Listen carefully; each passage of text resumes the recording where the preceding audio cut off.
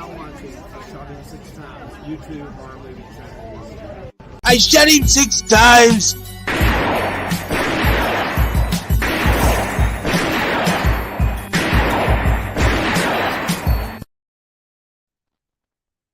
What's going on, horror fanatics? Welcome to I Shot Him 6 Times, YouTube horror movie channel. As you know, I'm your host and creator of the channel, Marcus. If you have not done so already, please do this video a like. Definitely helps out with the YouTube algorithm a ton. As well as if you're a new viewer to this channel, please shoot this stream a like. It definitely helps out. As well as become a new subscriber and shoot that notification bell so you get all the latest content updates to the channel. And if you would like to become a member here to I Shot Him 6 Times YouTube horror movie channel, head over to the dashboard, shoot that join button, and choose what level membership best suits you. All right, everyone. So you see the thumbnail. Me and Eric have been talking about it here for like the last week. We are going to do a Scream 4 scene breakdown. You guys already know, if you've been keeping up with my videos, especially over the last 6 months, going into Scream 6, that I definitely have some interesting theories taken away from Scream 4, especially when it comes to the Charlie Walker character and the Kirby Reed character. And here tonight, me and my good buddy Eric, the Bearded Entertainment, we're going to go through these scenes and see what we make away with it. We always talk about this, guys. There's stuff in movies that you go back and watch that you catch that you never seen before. And it's just like, wow, like, how did I not catch that? And I definitely think with a lot of the stuff that we're going to present here tonight, you're definitely going to have a different perspective on Scream 4 and possibly some of the characters as well. So without wasting any more time, let's bring Eric in here. What is going on, Eric? How you doing tonight? Hey, buddy, I'm good. I'm ready to discuss this. I'm ready to see what the final opinion is, because honestly, after we know that I personally don't think some people are involved. However, after watching this and after going through it, I do think there's others involved, but I don't think it's that one person, although I can't prove that it's not. And there's something new that I noticed that I haven't even talked about it with you yet. But after rewatching the scene tons of times, I picked up on it. I'm like, so when we get there, we'll talk about it, man. Absolutely. Absolutely. And everyone in the chat, just so you guys know, here in a few minutes, we're going to actually pull up the movie and go through some of these scenes that, you know, we want to discuss and all that. So if you have the physical media copy yourself, that's cool if you want to keep up that way, but we'll actually have it here on screen so you guys can, you know, take a look. As well as I also have some screenshots and some photos that I have, you know, pointed out, you know, for some discussion points. So guys, this is going to be a fun stream. I really cannot wait to get into it. Again, I think when we get done with this stream, you will definitely have a different take on Scream 4 and some characters. It may not even be the same characters that I believe look suspicious. You might come away with your own other characters that look suspicious. So this is definitely going to be a fun time. I cannot wait to dig into it. So let me get to some of you guys' comments, say what's going on to the chat. We got 7 people in right now. Thank you guys all for coming in, hanging out at this somewhat late hour. Chocolate Ice 123. I see you stopped in before the stream started. What's going on? I hope you're still here. Hope you're having a great night. Scott Walker in the chat saying, hi, Marcus. How's it going today? I got a lot of things to discuss with you. Okay, buddy. Yeah, we got a lot of things to discuss with y'all as well. Shay Dawn in the chat. What's going on, Shay? I'm so glad to see you here in the chat once again. And I said it yesterday during my Halloween omnibus. I gave you a little shout out.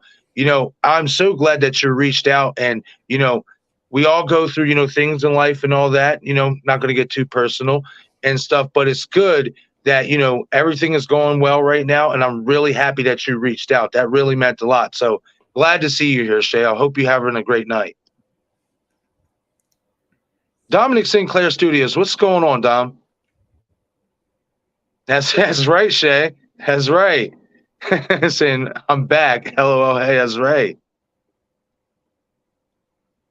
Chicago Horror 2023. What up? What's going on, Chicago? Is it windy down there?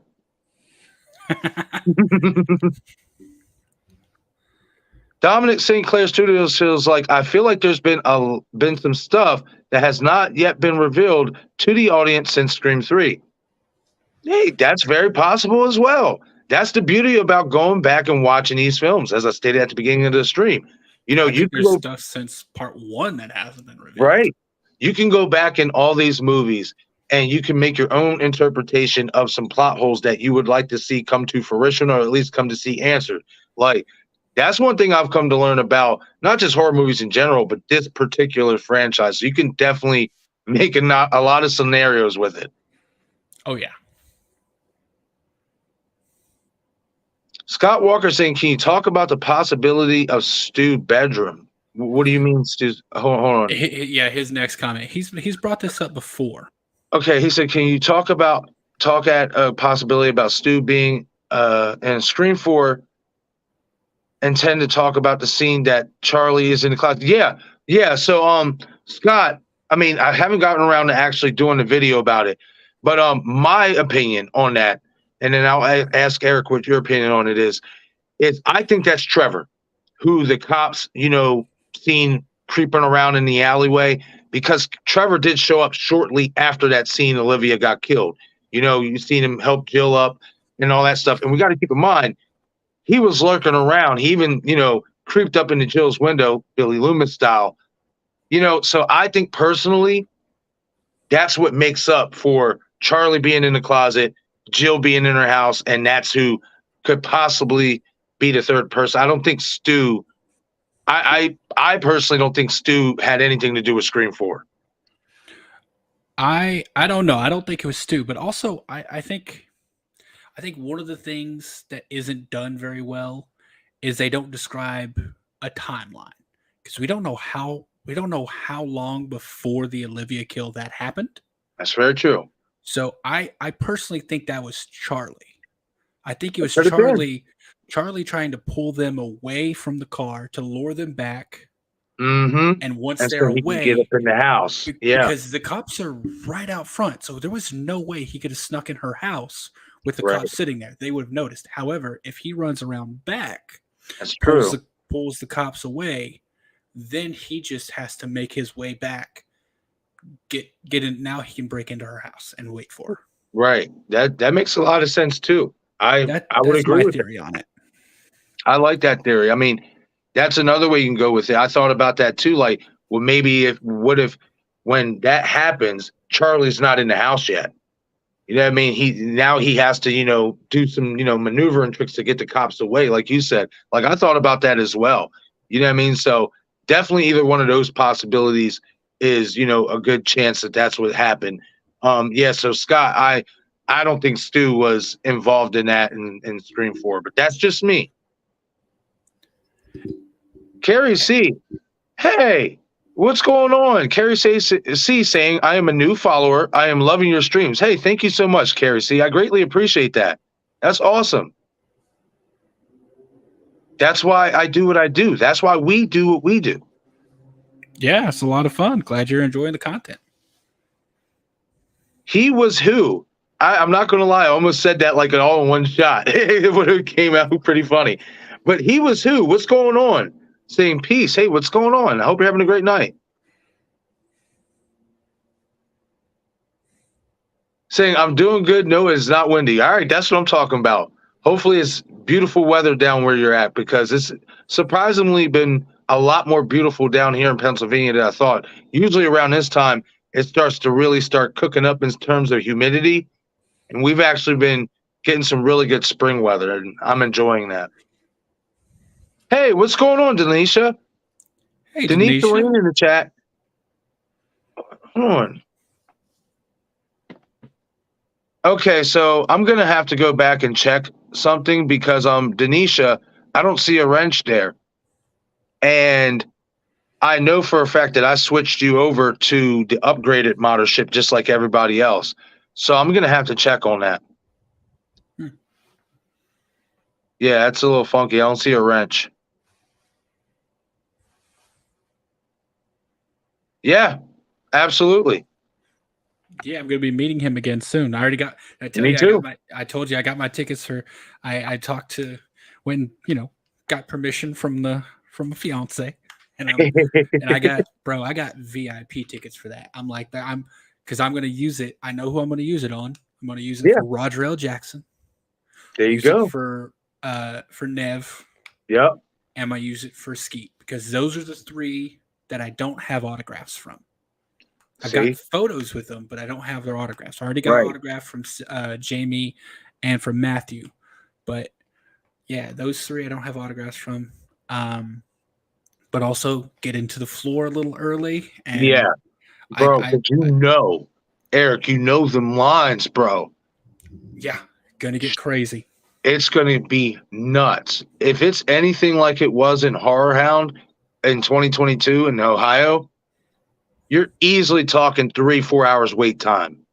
Oh yeah, bro. At Texas Frightmare, I waited 2 hours in line before the convention, before the floor even opened. Wow.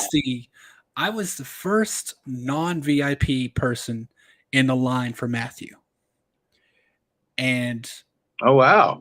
yeah, but see the thing is, Boy boy said, "Listen, y'all gonna wait for me." that was that's the thing. That was the stew train. That was like when I went down there. That's the entire reason I went, or the biggest reason I went is to get the stew train autograph for Steven. Right. And so I'm like, that's the first place I'm going. But here's the thing. I was with Destin. Yeah. And, Destin, and I feel so. Oh God, I forget his name, and I feel terrible about it. Nick.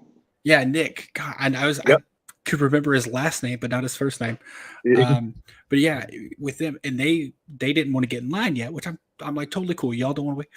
While they were waiting, someone gave them extra VIP passes they had bought for someone else, so they ended up getting free VIP passes. Nice. Get in early and to skip lines. I'm like, oh, that's crazy.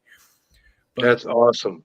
Yeah. That's awesome, man. That's some lucky horseshoe shit, but hey, it works. Hey, good on them. I was like, man, I wish I'd have gotten one too. But yeah, those lines are crazy. But yeah, I got my VIP tickets, so you get front of the line, you get a free T-shirt.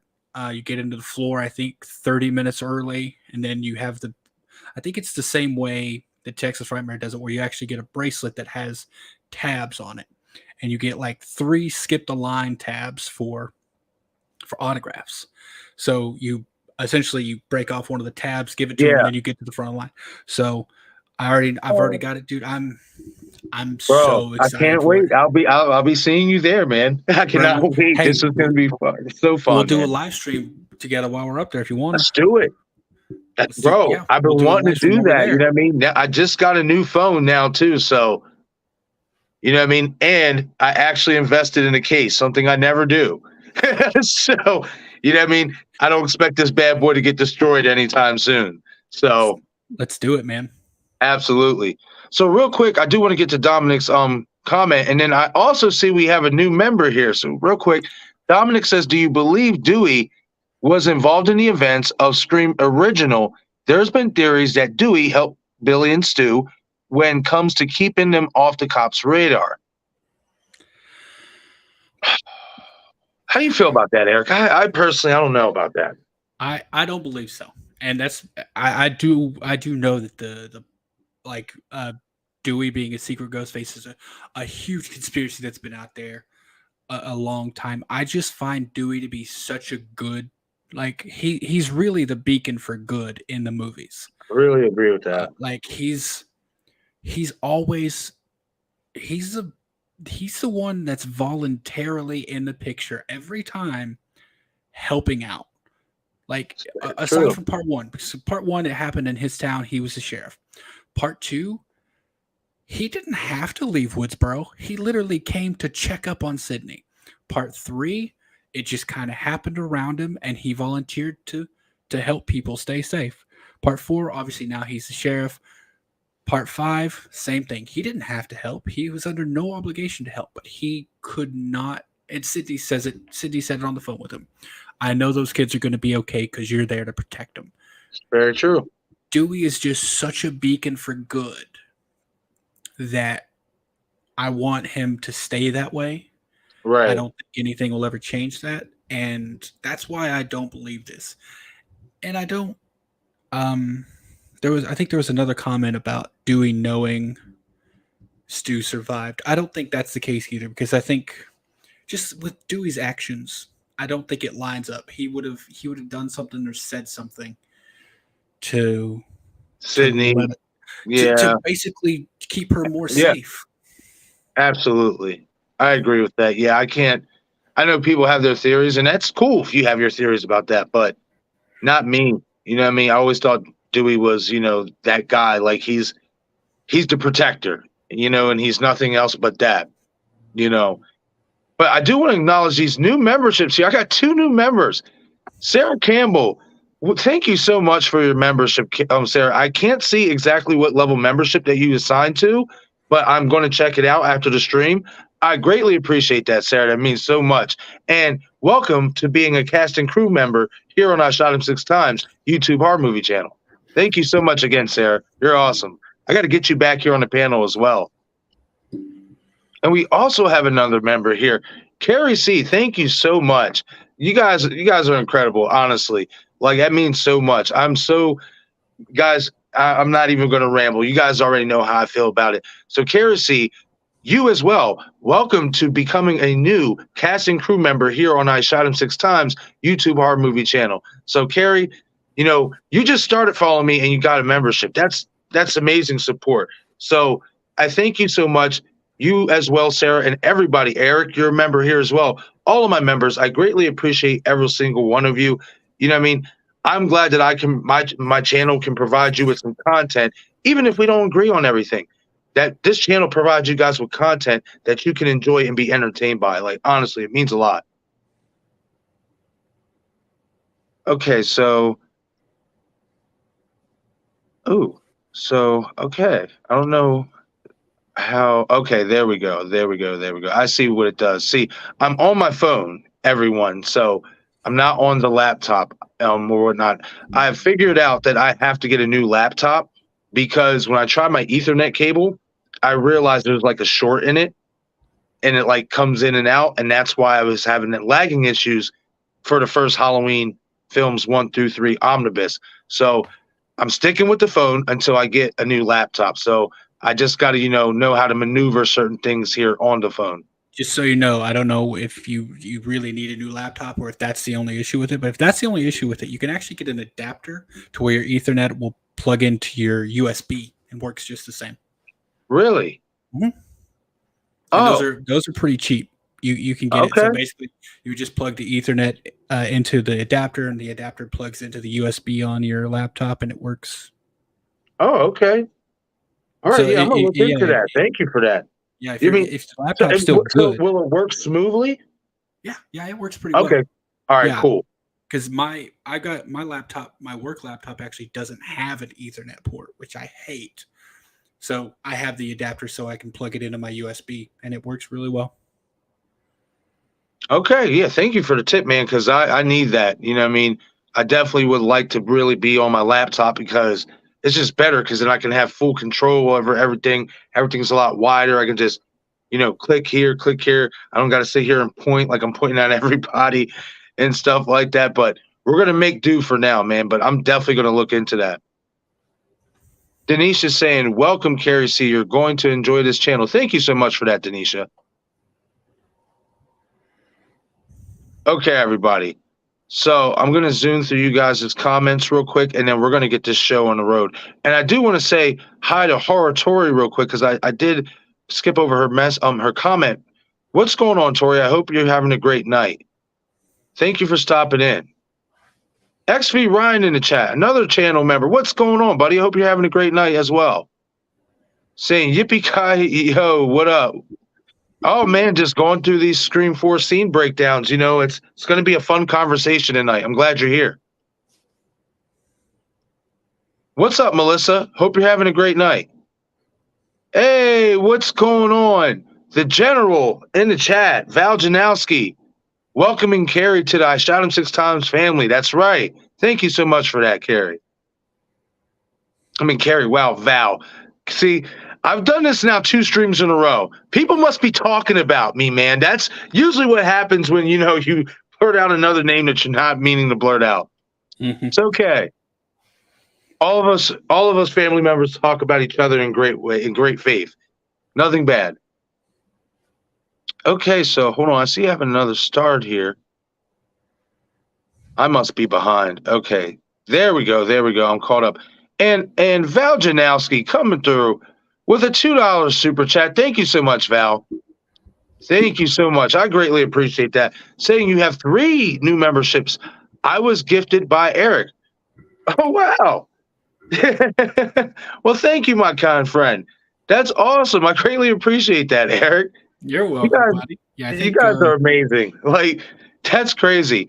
So again, I'm gonna have to see after the stream what level membership it is because I can't see on the phone and all that stuff. But I'm definitely gonna check out the memberships. I do also want to say next week I am going to have some members only content coming out. So being that we only have a small group of members here, you know what I mean. For the time being, I'm going to allow access for all members to join the voting poll for a watch party for this month, what have you, stuff like that. So everybody can, get in on the, on the deal and all that stuff because, I want everybody to be able to enjoy stuff here on the channel, especially if you're a member, because I want all of us to be together, you know what I mean, and stuff. So definitely, I can't wait to start getting on that for next week. I definitely have some, at least on my end, I definitely have some interesting things, like terms of watch parties for the members only.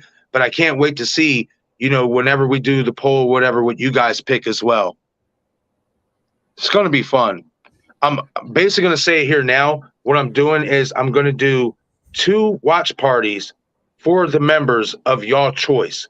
2 movies of y'all choice for May, for those who joined in May and those who also joined in June. And then obviously for your June membership and stuff like that, that rolling over.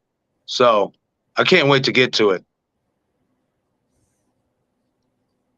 Val saying hi to Million. What's going on, Million? Yeah, I'm way behind. Whew.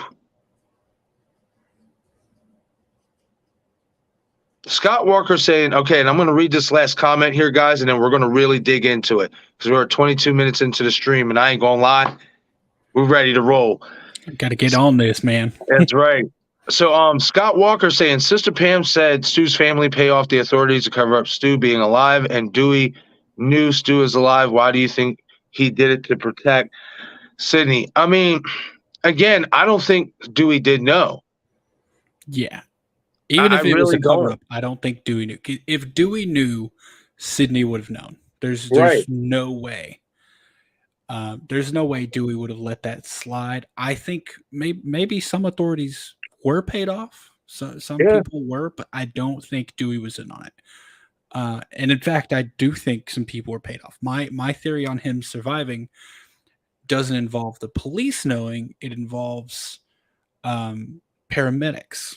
If the paramedics were paid off to say, hey, he's dead, and then and you pay off the coroner, like 3 people at most, you pay those 3 people off, the paramedics who were getting him to the hospital, and then you pay, have them pulled around instead of going to the hospital, go to the morgue, take the body down, they pay off the coroner writes up a death certificate, says he died. We already turned the body over to the family. All the family has to do is say, hey, he was cremated. And there you go. No, cops never know he's alive. Paramedics don't make that much money. They could always use some more money. Yeah. That's very true. He's dead. You got a death certificate. I don't know. Million. It was Sydney when she called 911. Yeah, I was about to say we already see the ambulance there at the end of the movie. Like we see ambulances there. So all I'm saying is if he was alive and he got into an ambulance sometime on the ride from his house to the hospital, if they come to an agreement that they're going to say he's dead, then by the time they get to the hospital, there's not going to be a police officer in the car with them, in the ambulance with them, because and you got to think about how many different bodies they had. So it's probably going to be just 2 paramedics in the ambulance, 1 driving, 1 working on Stu. Right. Eric from 2 Boys and Their Scary Pops. What's going on, Eric? Saying, what if Christina Carpenter was one of the paramedics. I don't know, man. I mean, can you be 18 and work as a paramedic? Yeah, I don't know. No, you gotta have. Yeah, There's you have to have like certifications. certain certifications and stuff. Yeah, I Yeah, would like to I don't think. think Yeah. I don't think she was there. I don't think. And here's the thing: it could be. Honestly, at this point, I don't think Christina Carpenter is going to matter to the story at all. I don't think she will. I could be wrong, but I think she was just a name for them to throw out. But I did not. It wouldn't really make sense for her to be one of the paramedics. I think she was probably another high school student. Yeah. Yeah, I would agree with that. Yeah, I would think she would be another high school student because she would be around. I would assume she'd be around the same age. Real quick, I have a question to ask because I just seen something here. Hold on, let me go back, and then we're gonna really start digging in. Hold on, real quick, two boys. See, that's why I need this laptop. See, Destin's here. What's going on, Destin? Hope you're having a great night, buddy. I'm glad to see, you got that situation with the channel, fixed and all that. That's what's up, man. Oh, you had an issue with the channel? Yeah, they basically demonetized him.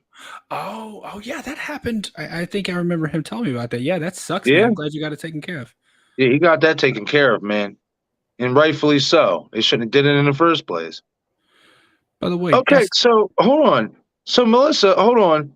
I'm seeing that Melissa has a membership next to her. So did I miss that? No, okay. So when I gifted a membership, it went to Melissa. It didn't go to Val. Val didn't say I was gifted. She said one was gifted. Oh, okay. See, that's the thing of this phone. It's hard to see. What I mean? Yeah, It's kind of hard to see or whatever. But okay, that's what's up, Melissa. Well, thanks to Eric, you are now a cast and crew member here on our Shouting 6 Times YouTube horror movie channel. And I'm going to see what level membership that you have. But that is so awesome. And Melissa, you have been a loyal subscriber here for a few months. I want to say almost a year now, maybe. It feels like that anyway. But a good few months. And that's what's up. That is so awesome that you are now a member here of the channel, thanks to Eric. I say it all the time. We're one big happy family, and it definitely shows. That's awesome. All right, everybody. So now it's time to get into the meat and potatoes of this. Really quick, can I say one thing? Yeah, absolutely. Destin, buddy, you got to come up to Monster Mania 57.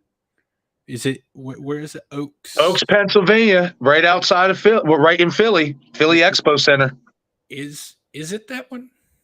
Yeah. Is that where 57 is? Yeah. Okay, cool. Yeah. Oh yeah, Oaks. Destin, you got to come to that one because that's where Marcus and I are going to be. Yes, Destin. Come up there. We'll all hang out. Roger L. Jackson is going to be there.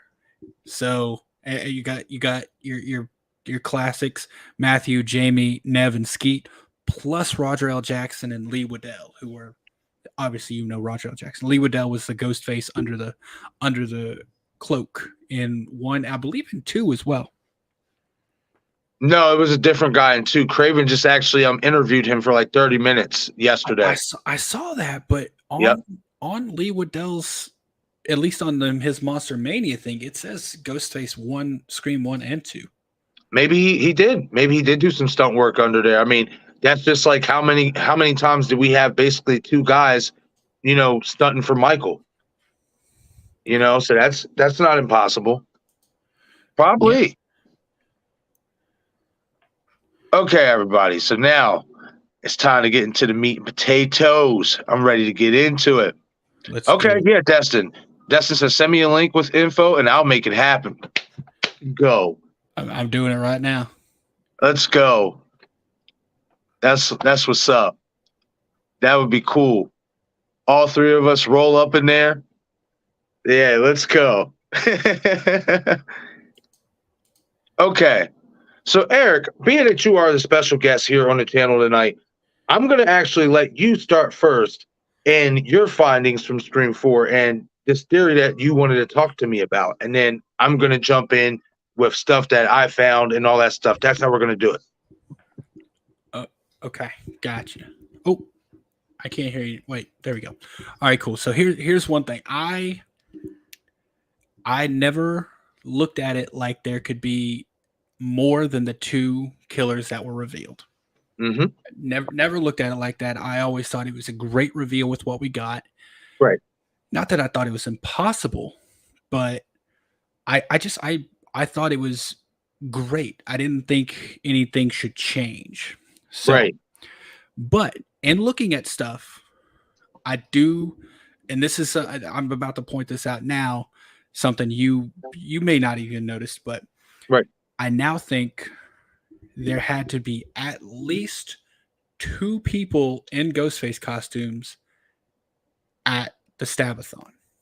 And I'll tell you why. Let me sit back for this one. So the events, right? Yeah. The movie starts. You got Charlie and Robbie on stage when the movie starts.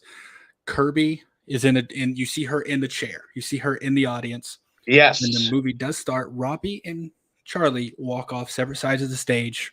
Movie starts. As the movie is starting, Gale Weathers is putting up her cameras. Mm-hmm. She's got one watching the door to see who walks in. Yep. She's got one right in front of the screen looking at the audience. Yep. She's got one up top watching from the back of the audience. And then she's got one more that I don't really accurately know where it's placed. But those are the 4 she has. She goes out to the car. While she's in the car, the ghost face, obviously blocks all of her cameras. Yep. But then after that, we see Charlie, Robbie, and Kirby all in normal clothes talking. Yeah. So if that was one of them, they had to have ran around, changed got in the costume, blocked all the cameras, which would involve them walking in front of the audience because there's a camera right under the the projector screen. So they would have had to walk in front of the audience and then get upstairs. Here's why I think there's 2 people there. If you watch it, one camera gets covered, and then a half a second later, the next camera gets covered. Mm-hmm. They would have had to have sprinted to get from one camera to the next to cover them up so fast. Because they're not, the cameras are pretty far apart. So there had to be 2 people at least covering up these cameras because another one was upstairs. You literally had to climb up a ladder to get to it. So there had to be at least 2 people in Ghostface costume as a Ghostface there. Now, I know you think and keep in mind at this point, as far as we know, Jill is at home. Mm-hmm. So if Jill's at home, let's say Charlie is one of the ghost faces, although it seems unlikely because, like I said, after you see this happen, almost immediately after, you see Charlie, Robbie, and Kirby all together. So it's very unlikely that they would have been able to run from the movie starting, put on a costume, cover up the cameras, get out of that, and be back enjoying the movie with the audience. The timing just doesn't line up. But there needs to be at least 2 people in costume right there. And Kirby and Charlie, neither one of them really makes sense, in my opinion, because of the order of events and how you see them between that. Okay. No, man, you make some really interesting points. And I'm glad you brought basically that up about that whole sequence because that's what I'm going to break down in my overlays and stuff. But I'm going to say this here right now. I definitely do agree with your assumption that there had to at least be 2. There had to at least be 2. Now, I will say this. We don't know if initially, remember, we see the ghost face in the camera when they were, fogging up her cameras, turning them upside down or whatever. We see the mask, but we don't see if they're all in full costume. They could have easily just slipped on a mask real quick and it's been in irregular clothes, and nobody's gonna, really care because everybody's kind of almost like that. There's multiple people with masks on and then in irregular clothes, so the audience isn't really going to care. Now, I will say if they went like in front of the audience to grab the camera, then they definitely did miss out on piping in the booze like it happened with Gail. Because if they're interfering with the movie, I'd like to think in that moment they're going to get booed too. Yeah, so here I think in one of them it's not just a mask, you can tell because they also have a hood, which is part of the cloak. So at least in one of them, that is true. So here's the thing though, we only technically see, I think, 3 get covered. The 4th one, we assume it gets covered as well. Right. But so for the first 2, you don't see anyone covering them up. That's true. And the first one that gets covered, I think the first one that gets covered is the audience view, the one that's right under the camera. Yes. I could be wrong. That's either the first or second. Yep, the audience view. No, you're right. But if you want to play that scene when we get there, if you count the amount of time, it's almost like the Roman scene when he's attacking Sydney on the studio lot. How like he's banging on the door, then all of a sudden they're on the back. Right. Keep in mind that, but these 2 cameras, while they're right next to each other on the screen, one of them is under the screen, and one of them's on the other side of the barn, up a ladder. That's Yet true. they're moved within like a second of each other. So someone is already up there, like getting close to that one, while someone else is down there by the screen. So going through just even this little bit, I even now thinking about it, you can make a case there were 3, and I'm going to show why. So let me pull up these joints, man, because it's interesting, man. Like, it's interesting, everybody. Like, I'm telling you, and it's the crazy thing. I just told Eric this backstage. What he's talking about, basically the exact same thing, just a little bit different, is literally what I caught right before the stream. And mind you, I never caught this or pay attention to this before, So like, it's just nuts. It's absolutely insane. So, and it's a great way to rewatch a movie. Like, so say you don't believe anything we're talking about here. Say you don't believe there's a third killer, right? Right. What you should do is tell yourself, just think there is a third killer, and then watch the movie. And you'll start seeing things and be like, well, maybe that could have been a third killer because the first 2 doesn't make sense. So it's a great way to go watch the movie. Absolutely, man. So the first overlay I'm going to pull up is the audience view. Now you see Kirby sitting right there, and you see those arrows. The reason I got those arrows pointed because that's just to show the people that were around her in her seat. Yeah. You want to take that comment off? Oh, yeah. Sorry. I was looking. I was like, I know that's Kirby because I've been watching the movie. There we go. All right. So we got that. Let me get back over here. And then shortly after, this is like, if I'm not mistaken, it's like right before Gail was about to put up the cameras or whatever. You see all the same people that was around Kirby, but Kirby is not there. You see her seat's empty. Yeah. Is this before the cameras are changed or after? This is before the cameras are changed. Okay, this is while she's putting the cameras up. Yes. Yeah, because it does snap back and forth a couple times. Yes. And what is interesting about that, in my opinion, is because Kirby has a bird's eye view. Even though you can't see Gail's face, she can see what Gail's doing, at least for the most part. You know what I mean? She has a bird's eye view. So now we cut over to Gail's cameras when she gets back in her car and she starts recording, saying how happy she is to be, covering these murders again. Now I'm going to try to pull it on full screen here if I can. But okay, so I really can't. But if you look at where the arrows is pointing, if you could look real close, it's back into that audience view where Kirby was sitting. You see the arrow, her seat's empty. Mm-hmm. Directly after that, in that same shot, that same audience view, that Ghostface puts the whatever they put in front of that camera. Now, in my opinion, by that time, you see Charlie and Robbie walk basically towards the back because you see Kirby kind of cheesing at Charlie or whatever when they after they give their speech or whatever. In my opinion, Kirby is the closest person to seeing Gale Weathers out of our main characters. She's the closest person to seeing Gale Weathers put up that camera in the audience view. And then this is what's interesting about the whole 2 + 3 killers possibly thing.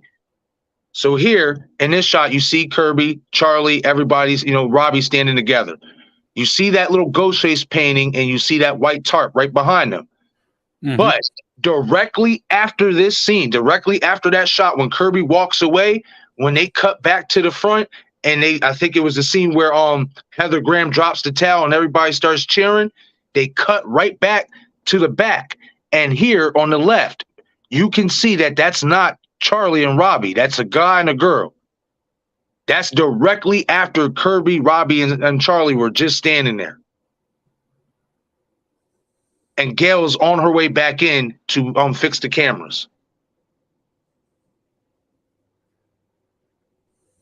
So I definitely do think there could be a potential for 2, even 3. And the reason why I even throw Robbie in this, and I never thought about this before. I know other people have. You know what I mean? But it would not make sense if Robbie was involved, because much like Charlie, he knew how to work cameras. He knew how to, do stuff like that. You know what I mean? Maybe he could have been a part of it, but then obviously they decided to X him out. You know what I mean? Maybe they figured he was the weakest link type deal. But I definitely do think in that scene, you can make a case that there are 2 ghost faces there that's not Jill. Jill wouldn't have had enough time to get there. If Kirby's her ride. Well, here's the thing. We don't know that Jill would have had time to get there, because that's something else I brought up. Because when think about when Gale calls Dewey. Mm-hmm. Gale calls Dewey, and he's going the other way. We see him going the other way. Yeah. And when she gets off the phone with him, he flips around, and he's there pretty quick. So, that is true. So from the way it sounds and the way it looks with Dewey, it's not that far away. So we can't really say how long it would take to get there. But I agree. I'm ruling Jill out. Right. I'm ruling Jill out. However, Robbie, and the reason I'm ruling out not Robbie, but Charlie and Kirby is because we do see someone cover up in a Ghostface costume the camera that's upstairs, right? Right. We do see that. Right. And immediately after that shot, we see the kids. We see them. And like I said, you do see that it's a full cloak. Right. So it's just, I don't think we even discussed it before. They didn't. But the one thing we can agree on, they didn't really do a good job with setting a timeline, like you said. You know what I mean? Like, even if it was like directly after the next scene, they could have set it for like a few minutes afterwards. You know what I mean? And stuff like that. Like, they didn't really do a good job of setting a timeline.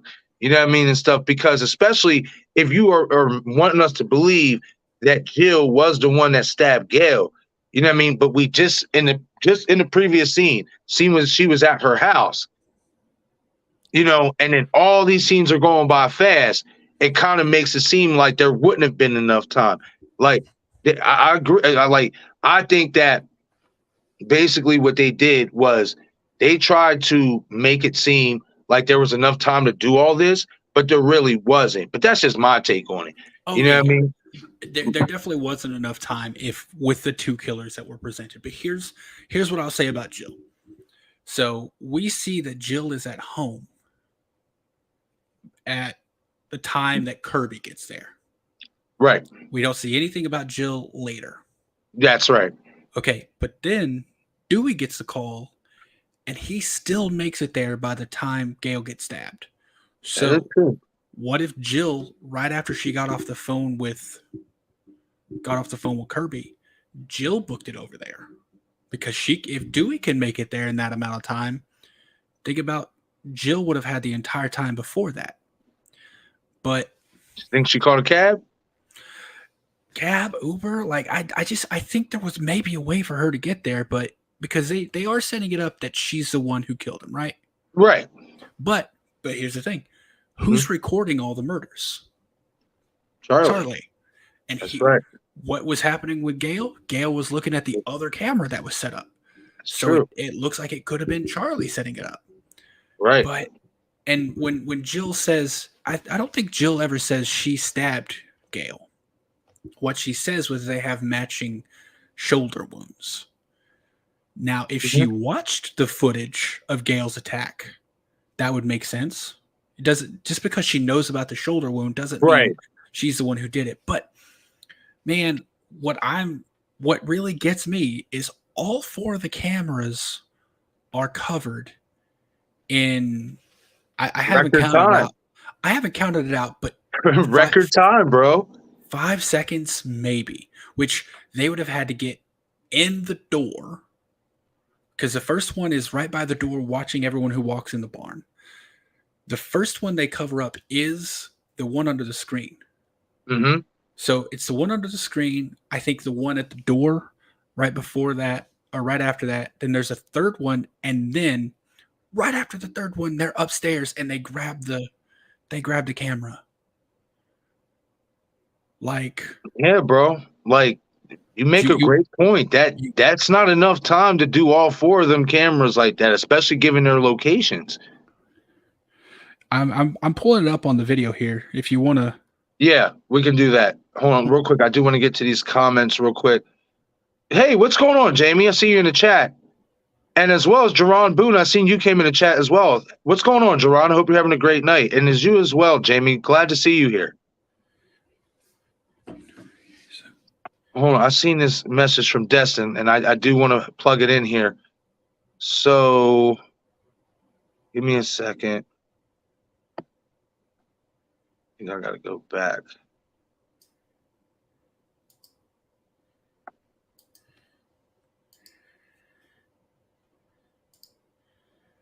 All right, there we go. Hold on, it just jumped on me again. Yeah, it jumped on me.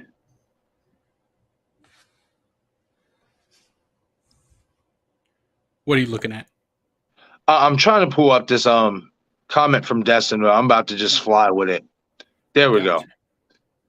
All right, so everybody, going to make a quick announcement. I've kind of mentioned it already before and stuff, but me and Destination Station are coming together for a horror podcast called Horror Hooligans. Yes, 2 of your favorite content creators are going to be teaming up in a murderous rampage across YouTube in a great way, not in a bad way. We're really not going to hurt anybody, but we're going to do what we basically do here on our channels, but obviously together and a little bit different. Cover hot topics on horror movies, talk about, old school horror movies, underrated horror movies. There's plenty of those out there. So we're going to be getting together, making our own horror podcast. I cannot wait for this to go down, get everything together. We're also going to be not just on YouTube, looking to be on Apple, hopefully Spotify, all that stuff. So we're basically trying to do it big.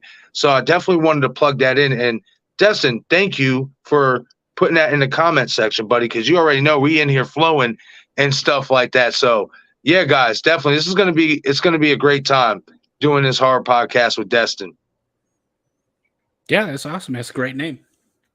Yeah, it is. And he came up with it. We were both texting each other back and forth, and it's like, man, I came up with something, he came up with something, then I came up with something else, and he's like, bro, I'm really feeling Horror Hooligans. And then I'm just like, man, I'm feeling that too. And we just went with it. Well, if y'all ever need a guest, let me know. Oh, absolutely, buddy. No doubt about it. You already know we're going to have some of the fam on there. Yeah, no doubt, Jerron. Jerron say, I'm doing good, Marcus. Thanks for asking my guy. Absolutely. Thank you for hanging out. Yeah, right, Jamie. That is a great name. I love it. Destin came up with that one. That was a good one. All right, so let me check here. All right, yeah, all right, everybody. So I'm about to pull up the video. Eric is sharing his screen.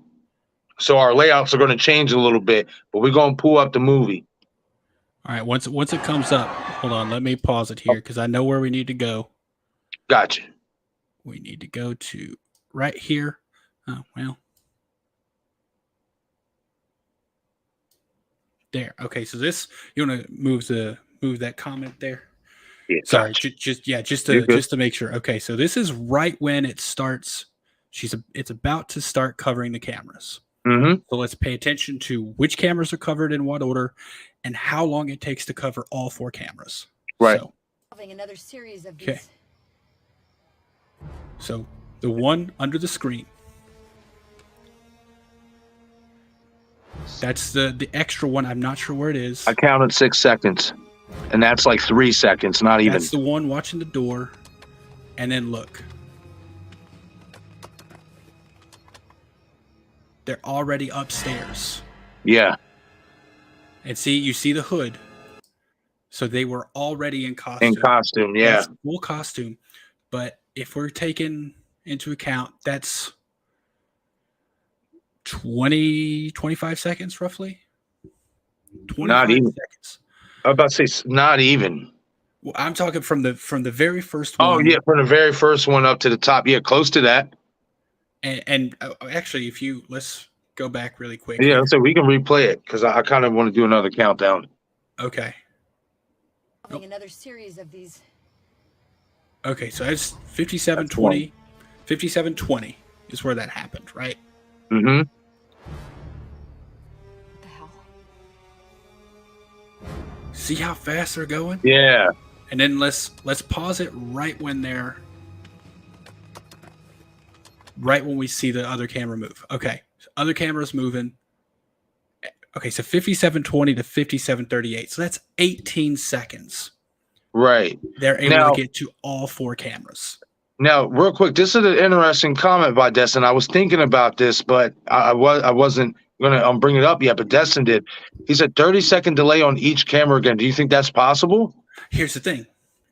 Say it is. Say there's a 30-second delay. They would all have the same 30-second delay, so it wouldn't matter. That's true. And I don't think there is. And here's why. Because I thought about this as well. When Dewey comes in, Dewey can see Ghostface behind Ghostface Gale coming in after her, real time. yeah. That's true. So when Dewey yells, we see Gale turn immediately. So there's no delay from the video. So there's not a delay, but if we saw there 18 seconds to get from the door, and there was only what you said, like 6 seconds between the screen to the door. Yeah. Man, there's no way that's only one person because that fourth one was up a ladder. It's not stairs, so you can't run up it. It's up a ladder. Right. Because we see Gale having to come up it to even get to put the camera there. So there's no way you're telling me there's only one person in costume there. I agree. Now, who that is, I don't know because I still don't think it's Kirby, or it doesn't make sense timeline for me for it to be Kirby or Charlie because we just, I don't think there's enough time for them to get out of costume, back down. Plus, Charlie is always with Robbie. Like if we had a scene showing Charlie if they would have just showed a split second of Charlie by himself at Stabathon, I would have been like, it's Charlie. Right. But we don't see that. They're literally always together. See, and that's why I have the issue though with the whole time thing because, like I said, in that shot where Heather Graham drops the towel and everybody's cheering, right there before that is when you see Charlie, Robbie, and Kirby. But literally that next scene, they're like Robbie and Charlie is gone. Like, and that's right there, like you said, not having enough time. If it was Kirby and Charlie, where the hell did they go? It was literally not even a second. Yeah, I don't know, man. My only assumption is we don't see the entire thing. Right. Like when we're seeing from any view, you're not seeing the entire Yes. room. So I think my assumption is they're outside of the view of the camera. And we got to keep in mind too, when we see some of these shots from the back, Yeah. it's really dark. I tried looking into it, and I can't pick out anyone specific. You can see a general, you can see the audience, right? Right. But on the people on the outsides, it's really hard to pick out who they were. So I can't say where they were. It could be them. I'm just saying, if we look at it in time, it doesn't make sense for that to be them. However, I mean, that could be on purpose. Right. Could be That could be. to cast doubt. And I'm saying, since this is Wes Craven, I'm saying it's on purpose. I don't think it's just a mistake. Right. If it was radio silence, I think it would be a mistake, because I don't think they're as good of filmmakers as Wes Craven. But since this is Wes Craven, I lean toward the fact that he's doing this on purpose. And here's the thing: if it's supposed to be Jill, that's fine. We have no proof that Jill couldn't have made it there. That's true. That is true. Whether you're like me and feel like there wouldn't have been enough time or not, we don't have proof. She could have called a fucking cab for all we know. You know what I mean? Like, and stuff like that. But I'm not gonna lie. I'm gonna stick with, I will say that I do believe there was 2 killers now involved with this scene. But I am gonna at least say this: if it wasn't Kirby who stabbed Gail, I think she's the one who covered the first camera. Directly after Gail basically does that, and then she goes out to her car. She is the only one who had a bird's eye view. Charlie and Robbie were already heading towards the back. She had a bird's eye view, and directly after that, you get up, and then we don't see you up until we see you heading towards Charlie and Robbie, and you're talking about very impressive. I definitely do think it's her, man. I think, and then when we go back, to the Jill scene, and well, at least at Jill's house, when Kate gets killed and all that, like, if Jill was in costume and she's the one who killed her mother, cool. But in my opinion, Kirby had to be close by for Jill to make a clean, quick exit, especially if she was supposed to be the one picking Jill up. And I think Kirby is the one, if anything, she's the one who drove the cop cars and left it 2 blocks over. See, I was thinking about that. I don't think there had to be a second person to do that, because if you watch it, after they're killed, you have a good amount of time. Oh, you do? You have enough time, because they said, what, 2 blocks away? Right. So 2 blocks isn't very far. So after the cops are killed, that's right after that scene is when Kate shows up from the grocery store. Right. So you have Kate and Sydney talking. You have the call from Ghostface. Then you have, on the call from Ghostface, that's when Sydney goes up and checks Jill's room. Checks Jill's room and sees the laptop. And here's my theory on the laptop. And this is, let me know what you think about this. I do think Jill was at the barn at the Stabathon. Okay. I think her asking Kirby for a ride and leaving her laptop open and not locked was all done as an alibi mechanism. Okay. Because if she sent that, but she was able to go, and because we don't know what time that was sent, we don't know anything about it. That is true. And I tried looking at that damn laptop. I couldn't see no digits. there was no time. There was no time listed on it. But so she sends that. Then she goes to Stabathon. She kills people, or she stabs Gail. She gets back home for Kirby to pick her up. While Kirby, because Jill's not supposed to be coming out, so Kirby wouldn't have parked right in front of the house. Kirby would have parked down the way a little bit. Right, down the way. Jill would have walked by and met her. So Jill goes to Stabathon. She sends a message for Kirby to pick her up. Goes to Stabathon, stabs Gail, gets back home, kills her mom, Kirby's at that point getting there, because Kirby wouldn't have been able to leave Stabathon immediately because that's now a crime scene. They're going to have to question people. Yeah, but you did see everybody kind of like breaking out and scattering and running, because so they could have easily, all of them, just hurry up, scattered and ran, because you even heard Robbie and them panicking at the house, thinking that they were going to want to question them and all that. So I think what that was, they all just got out of there real quickly before they could even be seen, questioned, or anything. A lot of them did. You do see a lot of people running out. You do. However, when Dewey, and I don't think that was running from police. I think they were just running from the gunshots. Yeah. So, but you see when Dewey, the firing's over and Dewey's helping Gale, there's a lot of people still around.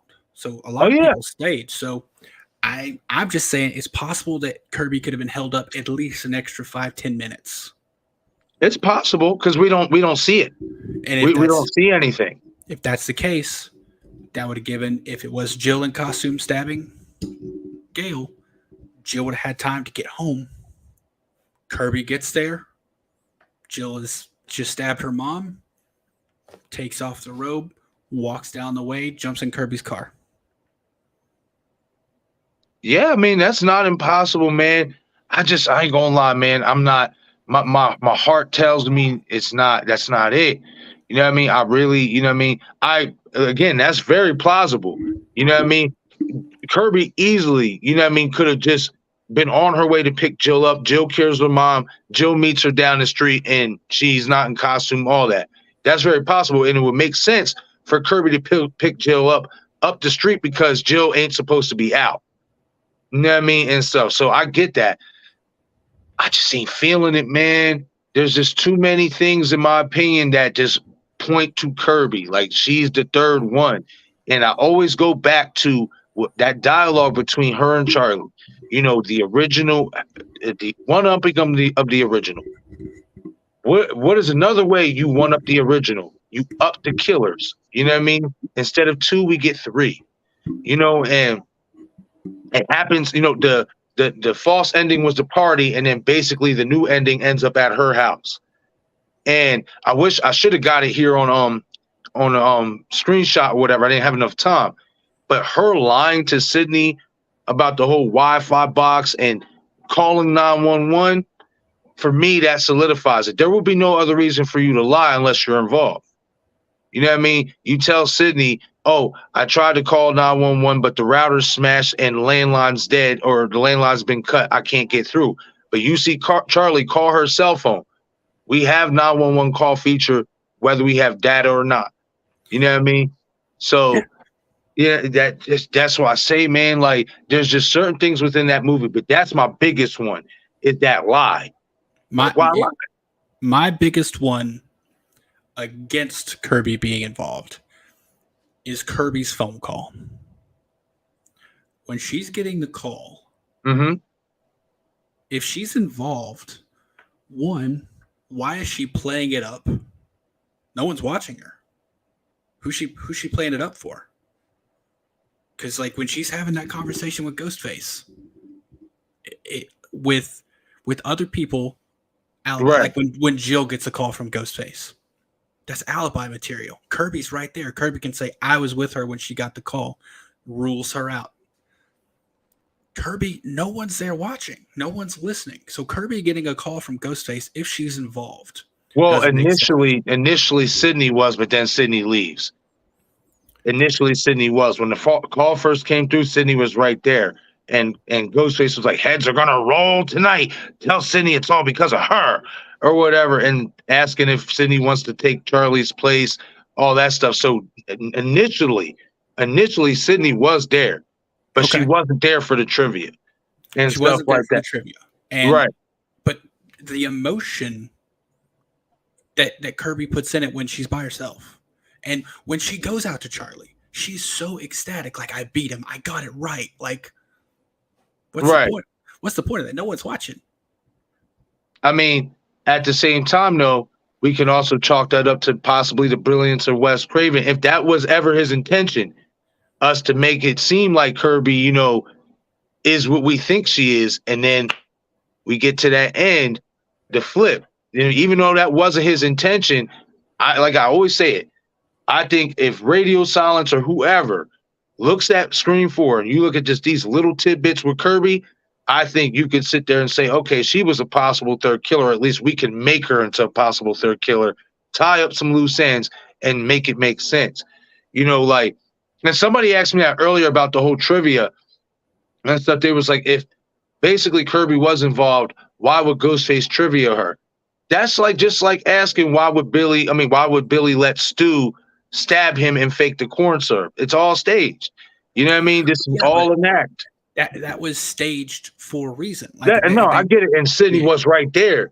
You know what I mean? And stuff. But I'd look at it like this. At any moment, Sydney could have came back around that corner. So if Kirby just all of a sudden starts acting kind of normal and not like how she was, that's going to even look funky within itself. Sydney could have been, especially Sydney, you know, sometimes she can be very smart. She could have just sat there, went, you know, around the corner real quick and listened to see if there was going to be a change in anything. You know what I mean? That's why I think Kirby basically kept, you know, the same, you know, mantra, playing it up and all that. Like, especially when you look at her in Scream 6. I mean, I'm sure you have a different opinion on that. Bro, that woman's too suspicious. Like I said, I always say it. Who called her? Who called her in that scene with Bailey? You know what I mean? Like, we don't get to see that phone call. And then she just mysteriously leaves for X amount of time. Like, I don't know, man. And it's just my opinion. I feel like these guys, Radio Silence, when it came to Kirby, possibly looked at Scream 4, which is why there were so many Scream 4 references in 6. They looked at Scream 4 and said, okay, we know Kirby's a fan favorite, but there's definitely some scenes in here where you can make a case that you could point the finger to her to being involved. Let's play off of that. You know what I mean? And stuff. That's just my take on it, man. Like, I believe in that. Like, I feel it in my heart. Like, yeah, and you could be right, man. It could go either way with them. Either way, man. I personally, I believe with the way Radio Silence has been so far, that they're not undoing or going against what West did, anything that West did. And we know for a fact, for a certainty, that Wes wanted Kirby to be the new final girl. So I don't think they would make Kirby involved in that way. No. However, I'll give you that if they wanted to, there's some things they could look at to justify it. But I also think there's some things they would have to ignore. Like, I think, and the phone call for me is just the biggest thing. Like, Sydney could come around the corner, but she could also just say, hey, call Linda. Should I go out there? What should I do? And Sydney, I don't know. There's just a lot of things that don't add up if Kirby's involved. Like Kirby and Jill in the scene where Olivia's across the street. Right. Who's that for? Because Sydney's not there. Jill's the only other person involved. Why are they acting that up? Why did the call even need to happen in the first place? I mean, let's really be honest though. What was at least Charlie and Jill's plan? To make the movie. Yeah, but they're getting the footage across the street. Right. And if they're not recording audio from, they shouldn't be recording audio from the kills, because if they do, they're not going to hear the voice changer. They're going to hear Charlie's actual voice. So that's a good point. So it's at that point, it's only Olivia, Charlie in that place, and then Jill and Kirby in Jill's room. Sydney's not there. No one's there. So that call didn't even need to happen. If that's the true. case. That is true. That is true.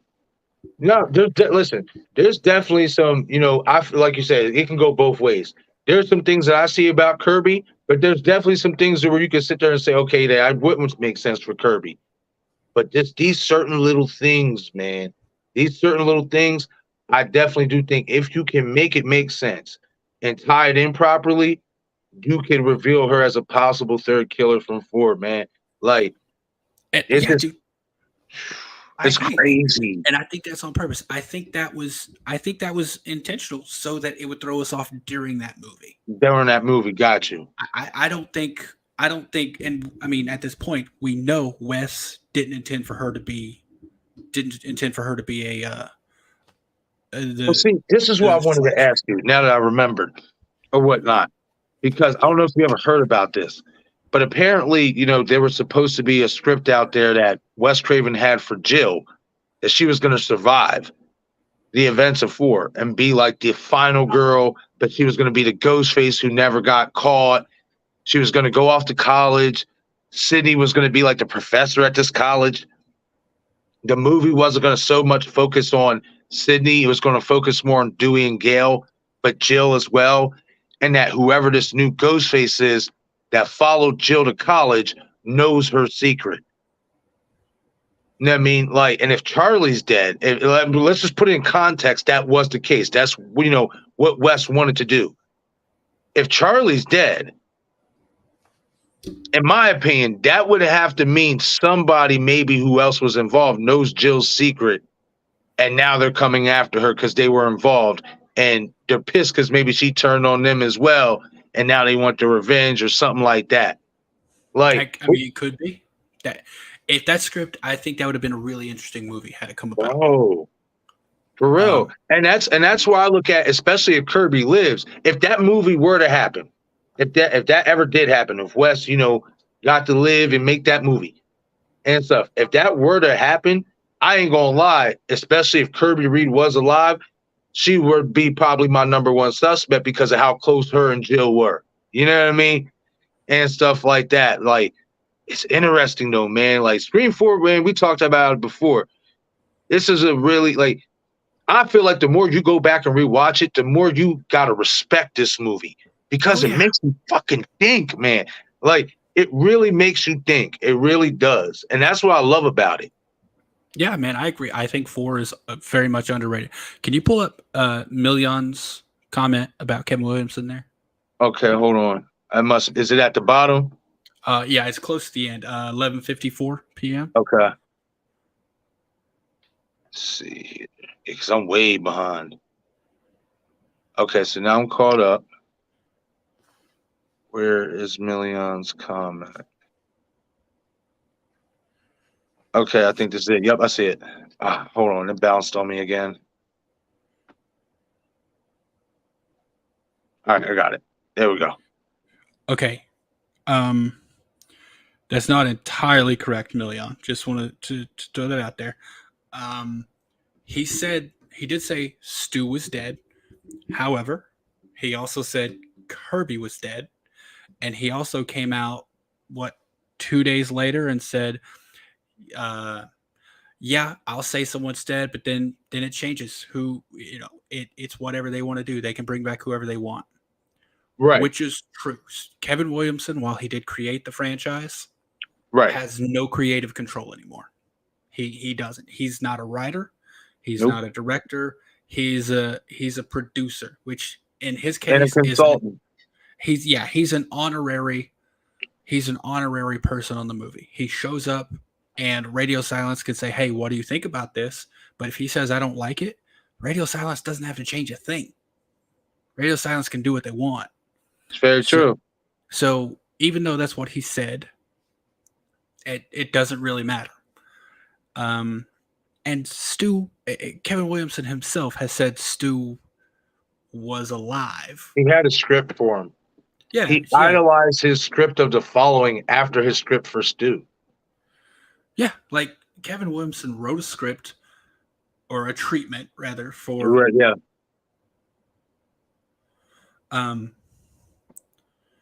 For Stu being back, and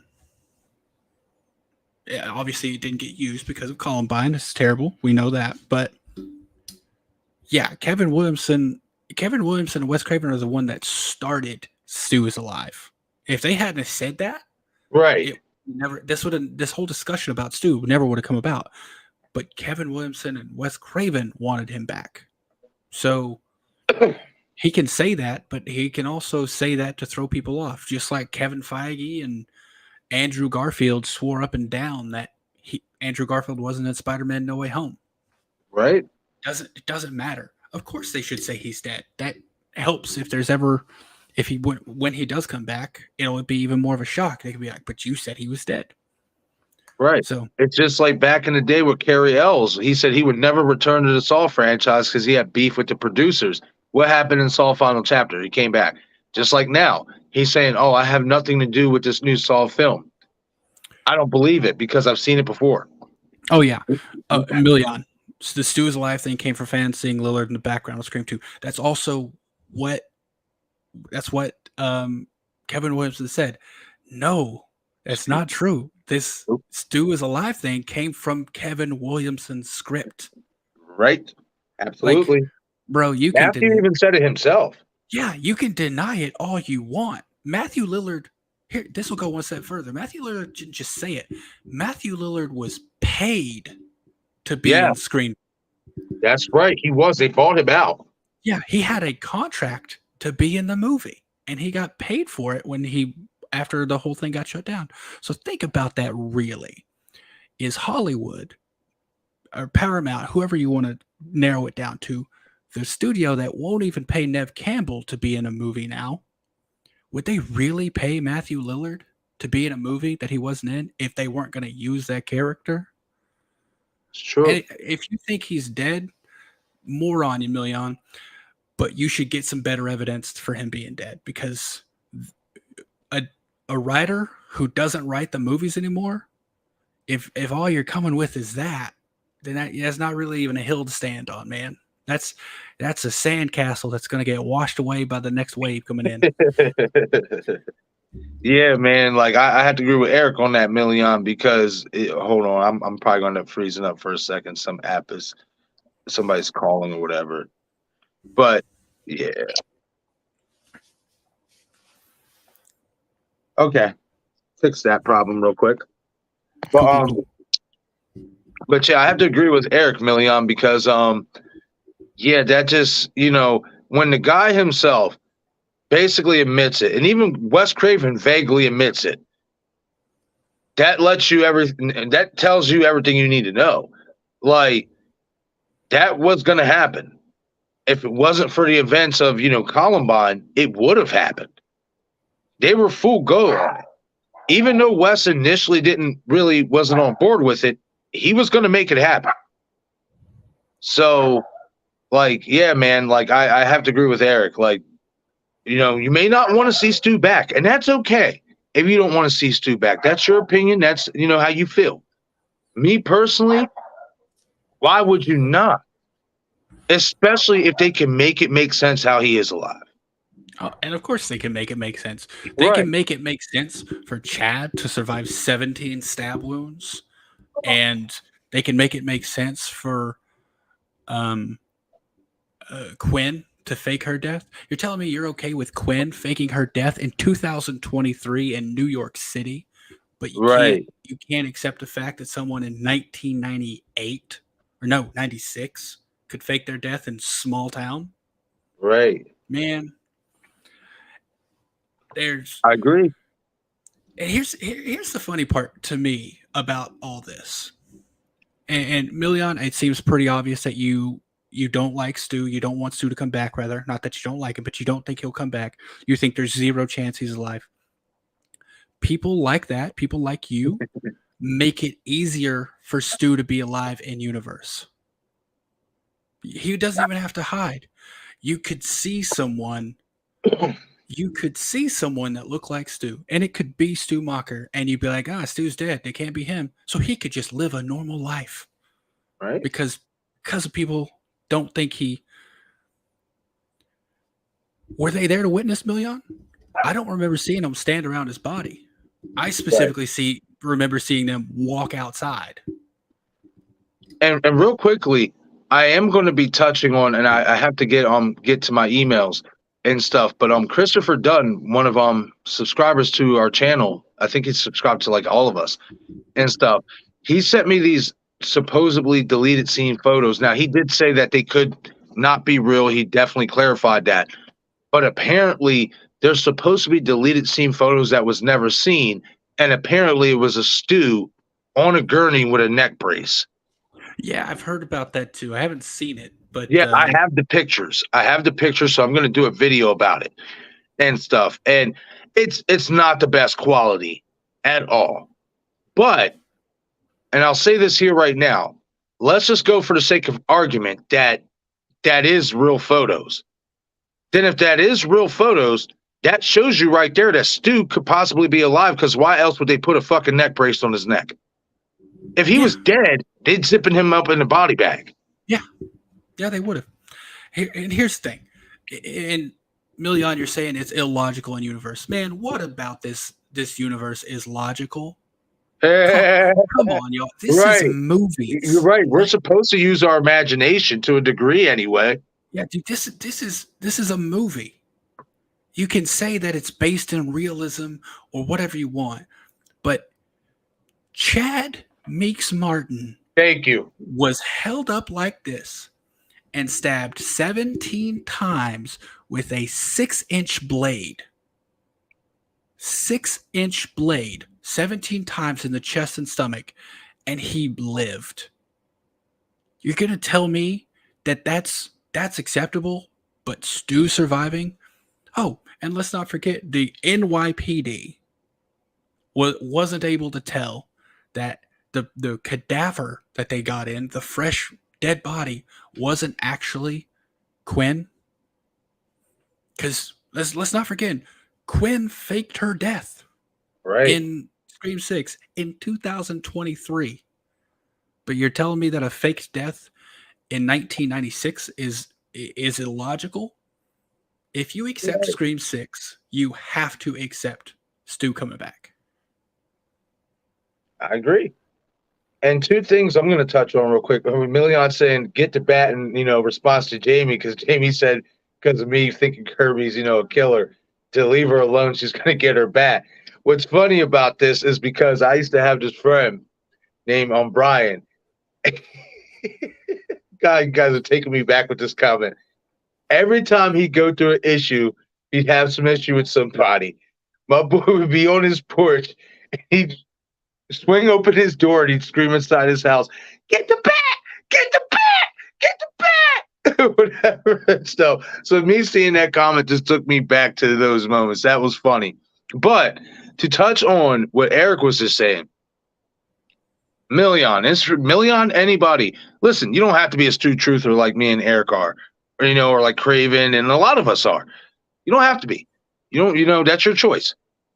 Scream 6, and I did a video on this. They literally set it up for Stu Macher's return by keeping Chad Meeks Martin alive, but as well as allowing these other characters, and I'm not just talking about 6. Look at Jenna Ortega in Scream 5. The amounts of punishment that these characters have taken through 2 films, Chad and Tara specifically, they've gotten it worse than Samantha and Mindy. These 2 in particular have taken more damage in their lives than Stu Macher did that night. And they're alive and well. Now, Chad, I'm pretty sure, might be a little, messed up after that. I expect them to kind of maybe give him a Dewey limp, but he's alive. So, in my opinion, this movie, by doing so, and by also Quinn faking her death, they set it up that you cannot sit there and say the possibility is not there for Stu Macher to return. It's 100% true. And also, let me just show this. You're absolutely right, Million. Look up Allison Botha, real life. She lived stabbed over 30 times. You're right. She did. Mm-hmm. That does happen. Let me pull this up though.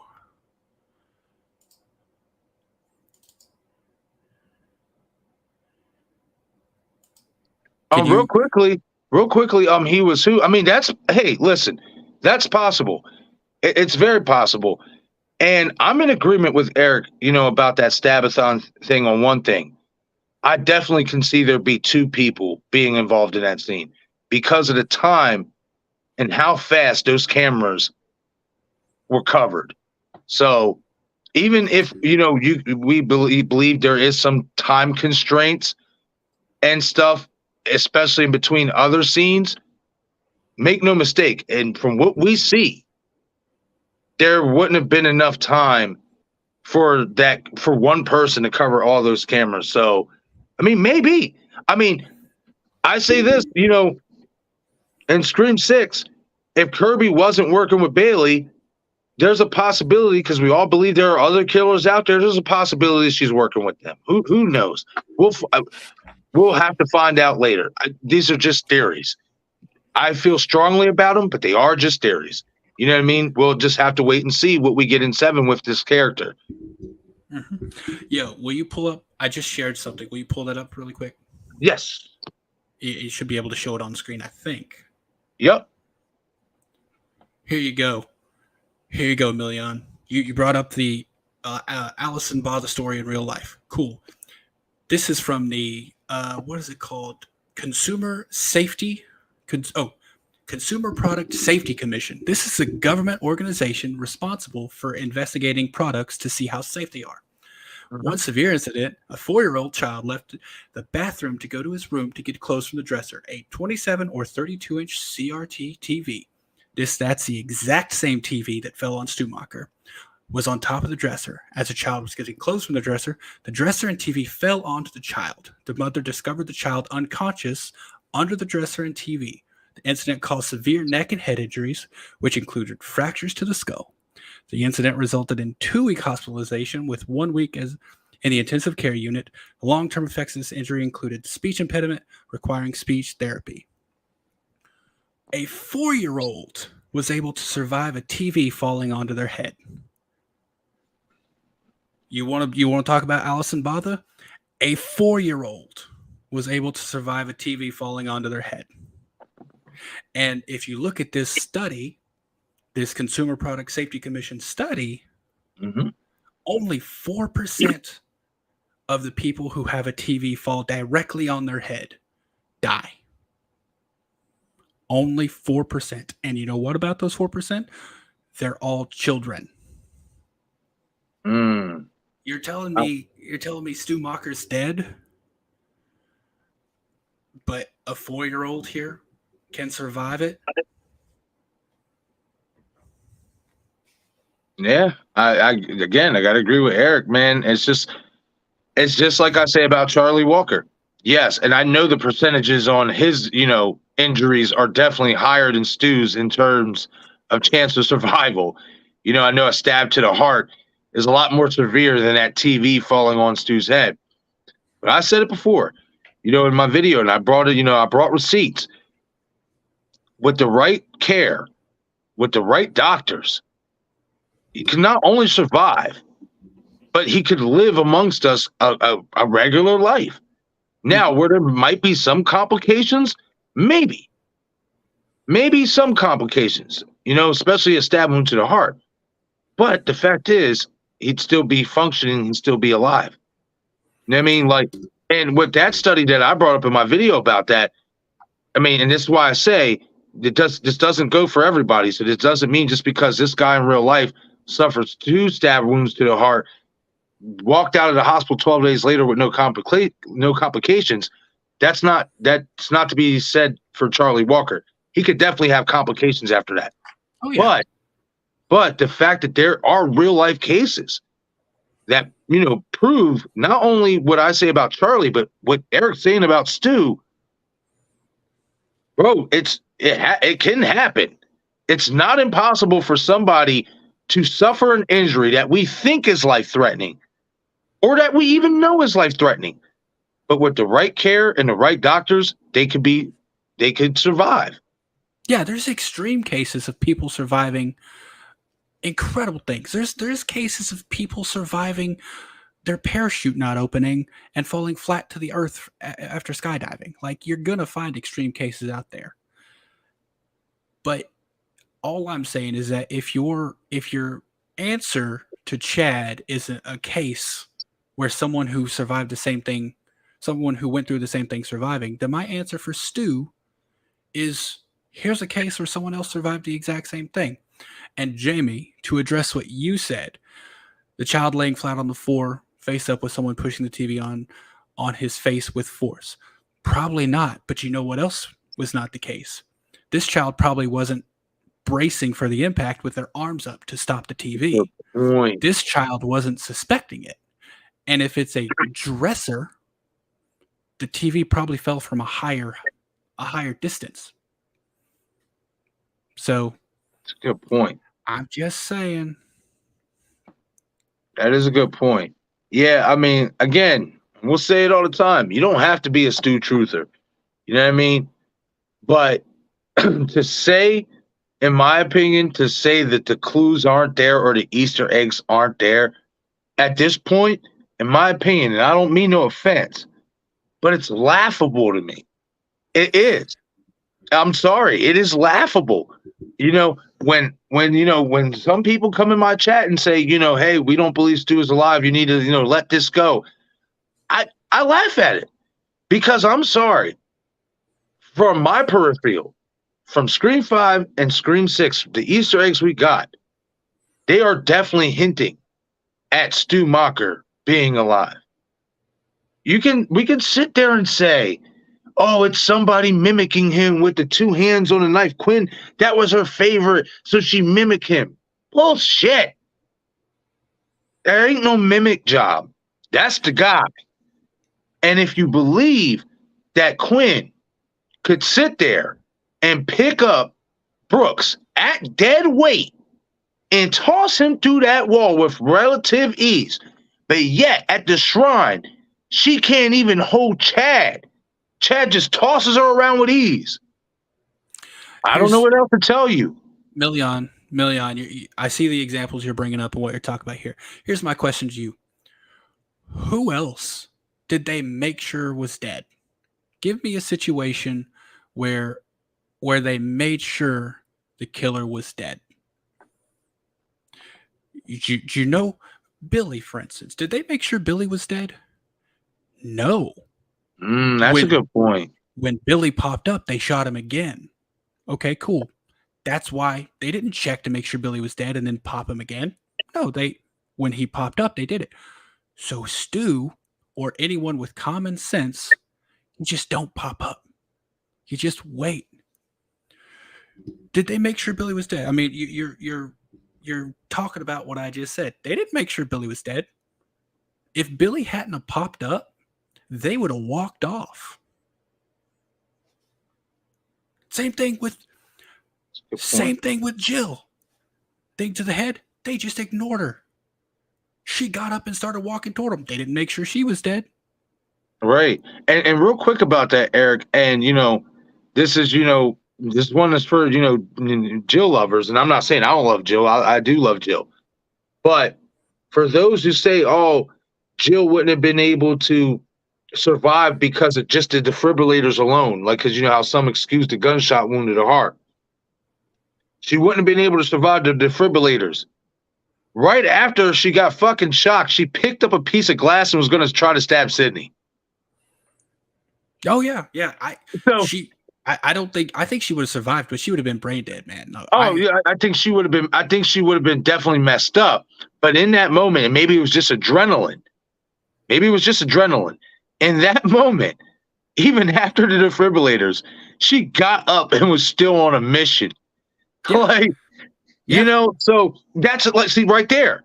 That's another example. Okay. So we see Jill get shocked in the head with the defibrillators. That shock is way more powerful than the shock that Stu Macher got when that TV fell on his head. And she popped right back up. Yep. Oh, and Million, you're saying it's common sense to go check Stu. Did they check if Mickey was dead? No. Did they check if Sydney, Miss Loomis made sure. They made sure with Miss Loomis. They didn't check Mickey. They didn't check with Roman. Roman popped back up. They had to shoot him several times after Sydney stabbed him. They never check. Like there's no logic that says if you don't check, or there's no logic that says they ever check. So why are you saying that it's illogical for them not to check Stu? And you know why they wouldn't check Stu? Here's a perfect reason why they wouldn't check him. Everyone assumes, a TV falling on him had to kill him. Everyone assumes that. If that's the assumption, including the assumption of the cast, why would you check? It's very true. So And this is something real quick. Me sitting here thinking about it, and correct me if I'm wrong, Eric, but just thinking about the killers that we've gotten in this franchise and stuff, you can count Mickey Altieri in this because we didn't see his body getting carted out, you know what I mean, and stuff out of Scream 2. Or Roman, but we know he got shot in the head, so there was no reason for it. But out of our killer, Jill was already at the hospital. But out of the killers that a lot of us here in the community think to be alive, like I think Charlie's alive, Stu's alive, I think Kirby, could be involved with them, whatever. With those three, what's interesting about those three is we not only don't see them obviously as shot in the head. Kirby was portrayed as a victim, so she doesn't count as Ghostface in that regard in terms of getting shot in the head. But Charlie and Stu did not get shot in the head, and we never see their bodies taken out of the house. I'm going to be honest, I haven't paid attention to seeing bodies moved. So Right. I can't agree or disagree on that. I can't verify that. But yeah, we there's another example. We never see them check on Charlie to be dead. Right. Like you literally never see them check. And if you say you would check, that's cool. You're not in the movie. You're not the character. These characters have to, let's just be honest. The characters have to be a little dumb. Because if they were smart, the movie wouldn't happen. Like, the characters have to be a little dumb. So, yeah, cool. If you would have checked, a sane person would check. But I don't think these people are firing on all cylinders, or else they would solve this real quick. What do you think about this, Eric, from Destin? He says, I think after all this radio silence Scream films, they should make a direct sequel to Scream 1 and bring the original gang back in an older age now. Oh, you mean like the Core 4? Or not the Core 4, the OG3? Yeah. But I mean, if it's a direct sequel to Scream 1, then it could be a new Core 4 because Randy would still be alive. Wow, that's a good point. I don't know. The only issue I would have with that is that I do like I like Sam. I like the timeline we're on. Yeah, man. If it was an outside of that thing, kind of like there's the DC universe, but then there's Right. the Joker movies, which are separate, even though there's a Joker in the DCEU. If they could do something like that, that'd be cool. I don't want them to do that, but abandon Sam and Tara and Chad and Mindy. Right. I'd be all down for seeing. Could you imagine seeing Randy geek out about modern horror, dude? Oh, Bro, like that would be cool, man. Like, we talked about it the other night because Chad feels more like a Dewey character, but Mindy, I know they want her to be the Randy character, but she just doesn't. We said it before. They don't feel like Meeks. Like they don't. No, they don't to me. Like when I did say it the other night, but if you're saying TV on the head was good cinema. Fucking Justin. it was interesting, but when the shrine happened, when Mindy said, "Oh, this is Uncle Randy's shirt," I kind of was like, "Oh yeah, they are his niece and nephew, aren't they?" Because it just doesn't come across like it doesn't. It seems like it was put there and then kind of abandoned. What do you mean speculating on things we never saw? No, I think I can see where Jamie's coming through with this, and this is why I always say what I say about,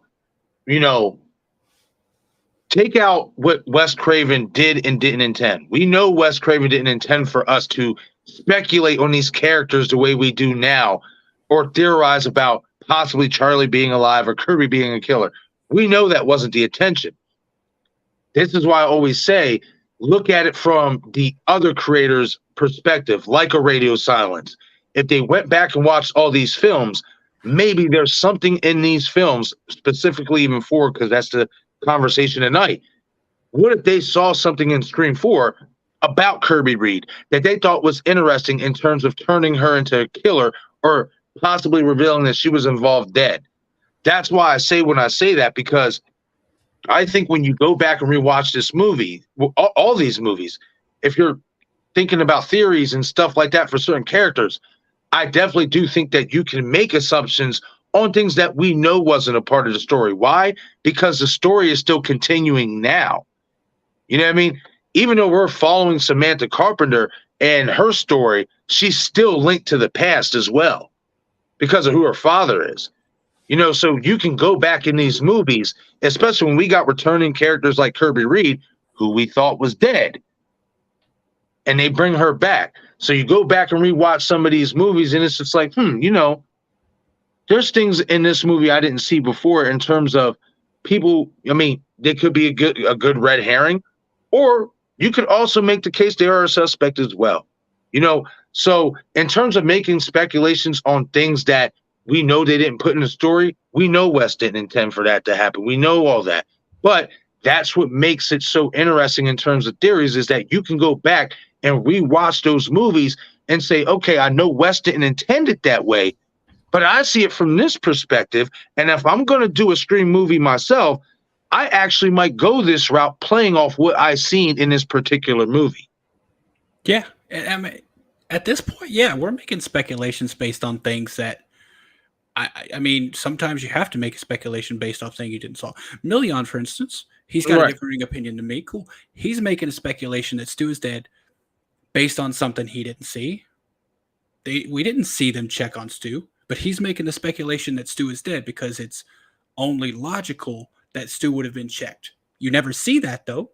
Right. So he's making the speculation that Stu is dead based on an assumption that they checked on Stu, even though we never see them check on Stu.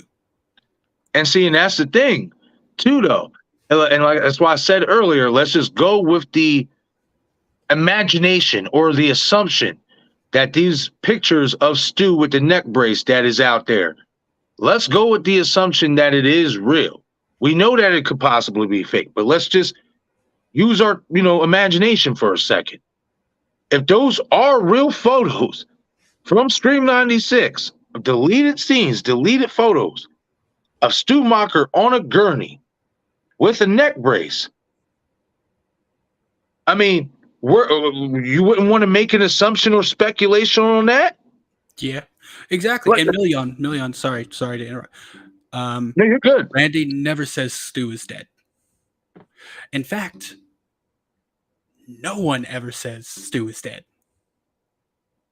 I would, if I am wrong, Million, I invite you to send me a YouTube clip of anyone in the Scream franchise ever saying Stu Macher is dead. Now, not Mindy, but Kirby says there's the TV that killed Stu Macher. And what happens immediately after that? Mindy says, if you believe he's really dead. So, other than that interaction, show me anywhere in this franchise where it says Stu is dead. Cool. Put it up, Million. We'll pull it up. We'll pull it up on the stream. Real quick, I want to check.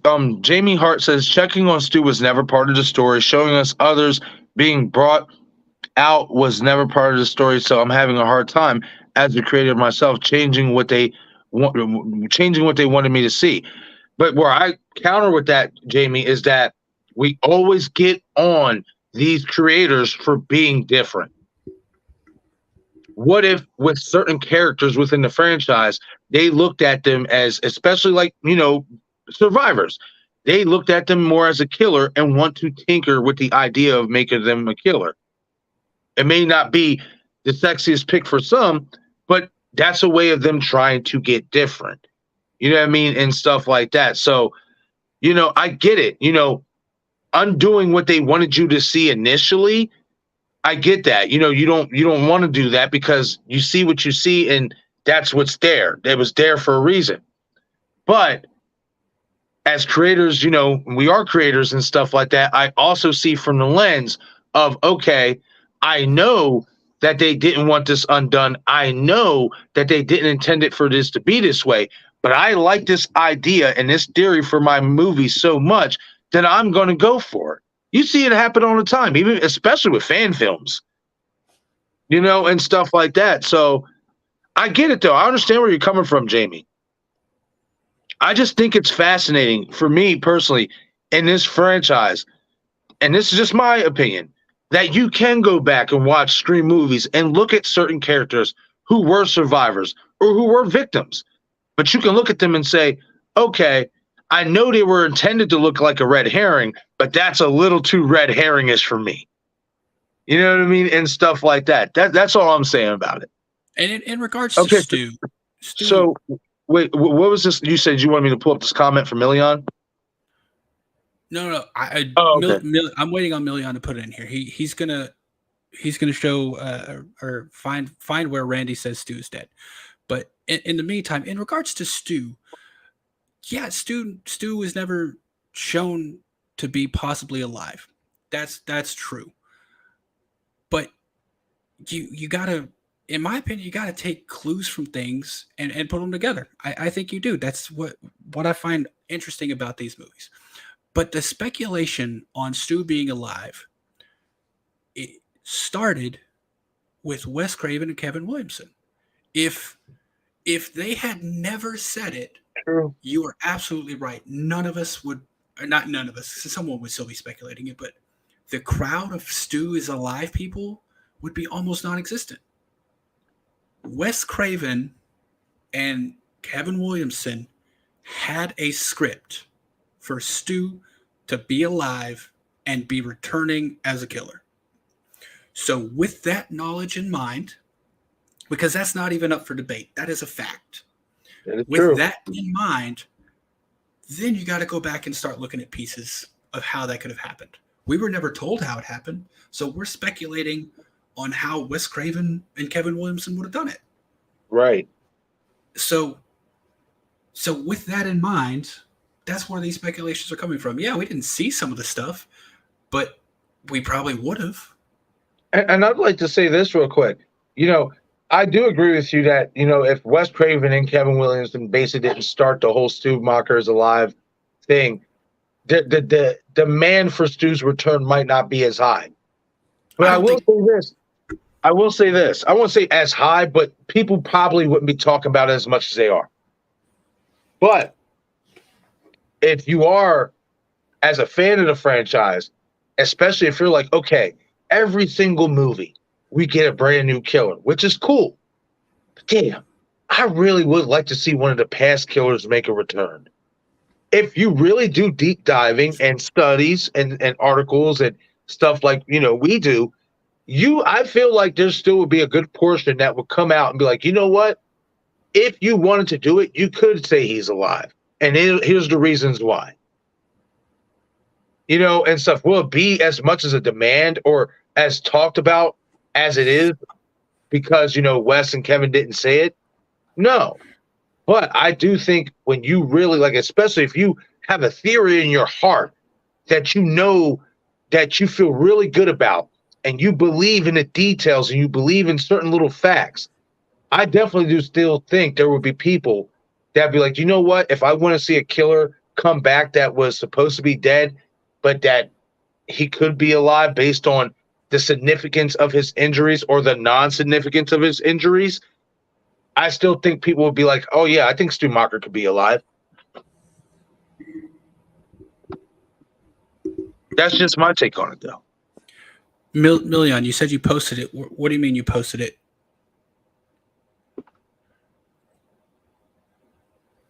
Dominic Sinclair Studio says no one mentions Stu is dead when Stu is brought up. It's not about him dead. It's about his involvement in Scream Original. That's all I've ever heard. I've never heard Stu is dead. Destin says, would you want Stu like 96 Stu or completely different and more dark? I think I put this way. I want him 75% what he was. But at some point, we do got to, he is probably, he's older now. He's more mature. And I think he would have learned from that experience with Billy. I don't want to say to be even more darker, but to be more, how can I say this? More stern. Maybe more stern in his decisions, more stern in who he's accomplishing himself with. Stuff like that. I will say this about Stu. Whether even though whether I believe Charlie is alive or not, whatever, I do believe Stu is the one basically running the show. And he doesn't have to be the creator to Stab subreddit to be running the show. I mean, I do think he's the one who's like in charge. And I personally think if he is alive, that is something that he would make sure of because of his experience with Billy. That's just my take. What do you think? What do you feel about that, Eric? And what do you feel about what Destin said? I think we have to acknowledge that he would have grown. Yeah, like you can't. Him being the exact same character he was in '96 is never going to happen. But I mean, look at Dewey. Dewey's not the exact same character he was in '96. Neither was Sydney. Neither was Gale. None of them were the exact same character. I would want him to be a little. He would have to be a little darker. Million, I don't even have to watch that clip, bro. I've watched that speech so many times. He never says that's when Randy's on the phone with Miss Loomis in the truck or in the van, and Miss Loomis says, "You'll never be the hero. You'll never get." Oh yeah. He never says Randy's dead. He says he never says Stu is dead. He says Stu was, It's and he a calls him pussy ass wet rag. Yeah, a pussy ass wet rag. He never says Stu is dead. You know what else Stu was? Stu was a middle schooler. He's not anymore. Stu was a preschooler. He's not anymore. Just because he was something doesn't mean he's now dead. Right. Absolutely. And here's the thing. Here's the best part about this, in my opinion. Even if he said he was dead, that doesn't change anything. If he faked his death, everyone would think he's dead. Right. That's the truth. It doesn't matter what any character in the movie says. Sure, he says he's dead because he thinks he is. Just like we think Gwen was dead because we thought she was. Mm-hmm. But I know exactly the clip you're talking about, man. He doesn't say Stu is dead.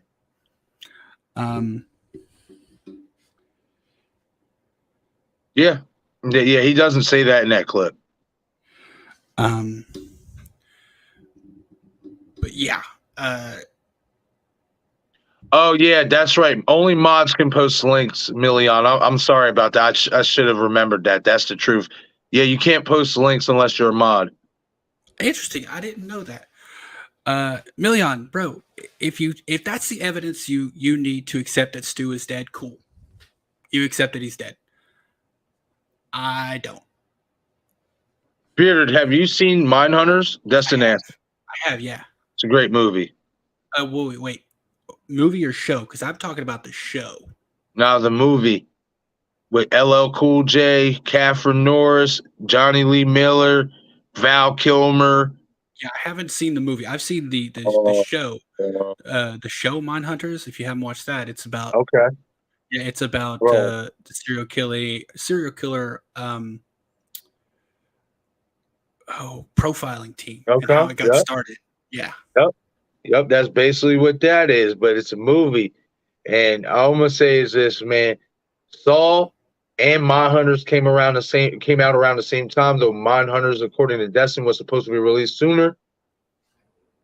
They definitely took inspiration from Mindhunters, bro. I'm just gonna say that, bro. Watch it though. It's a good movie, bro. Like you talking about whodunit, and I know you like your whodunits, bro. That's a good fucking movie. Destin put me onto that, bro. That's a good movie. It's definitely worth to watch. You'll watch it again.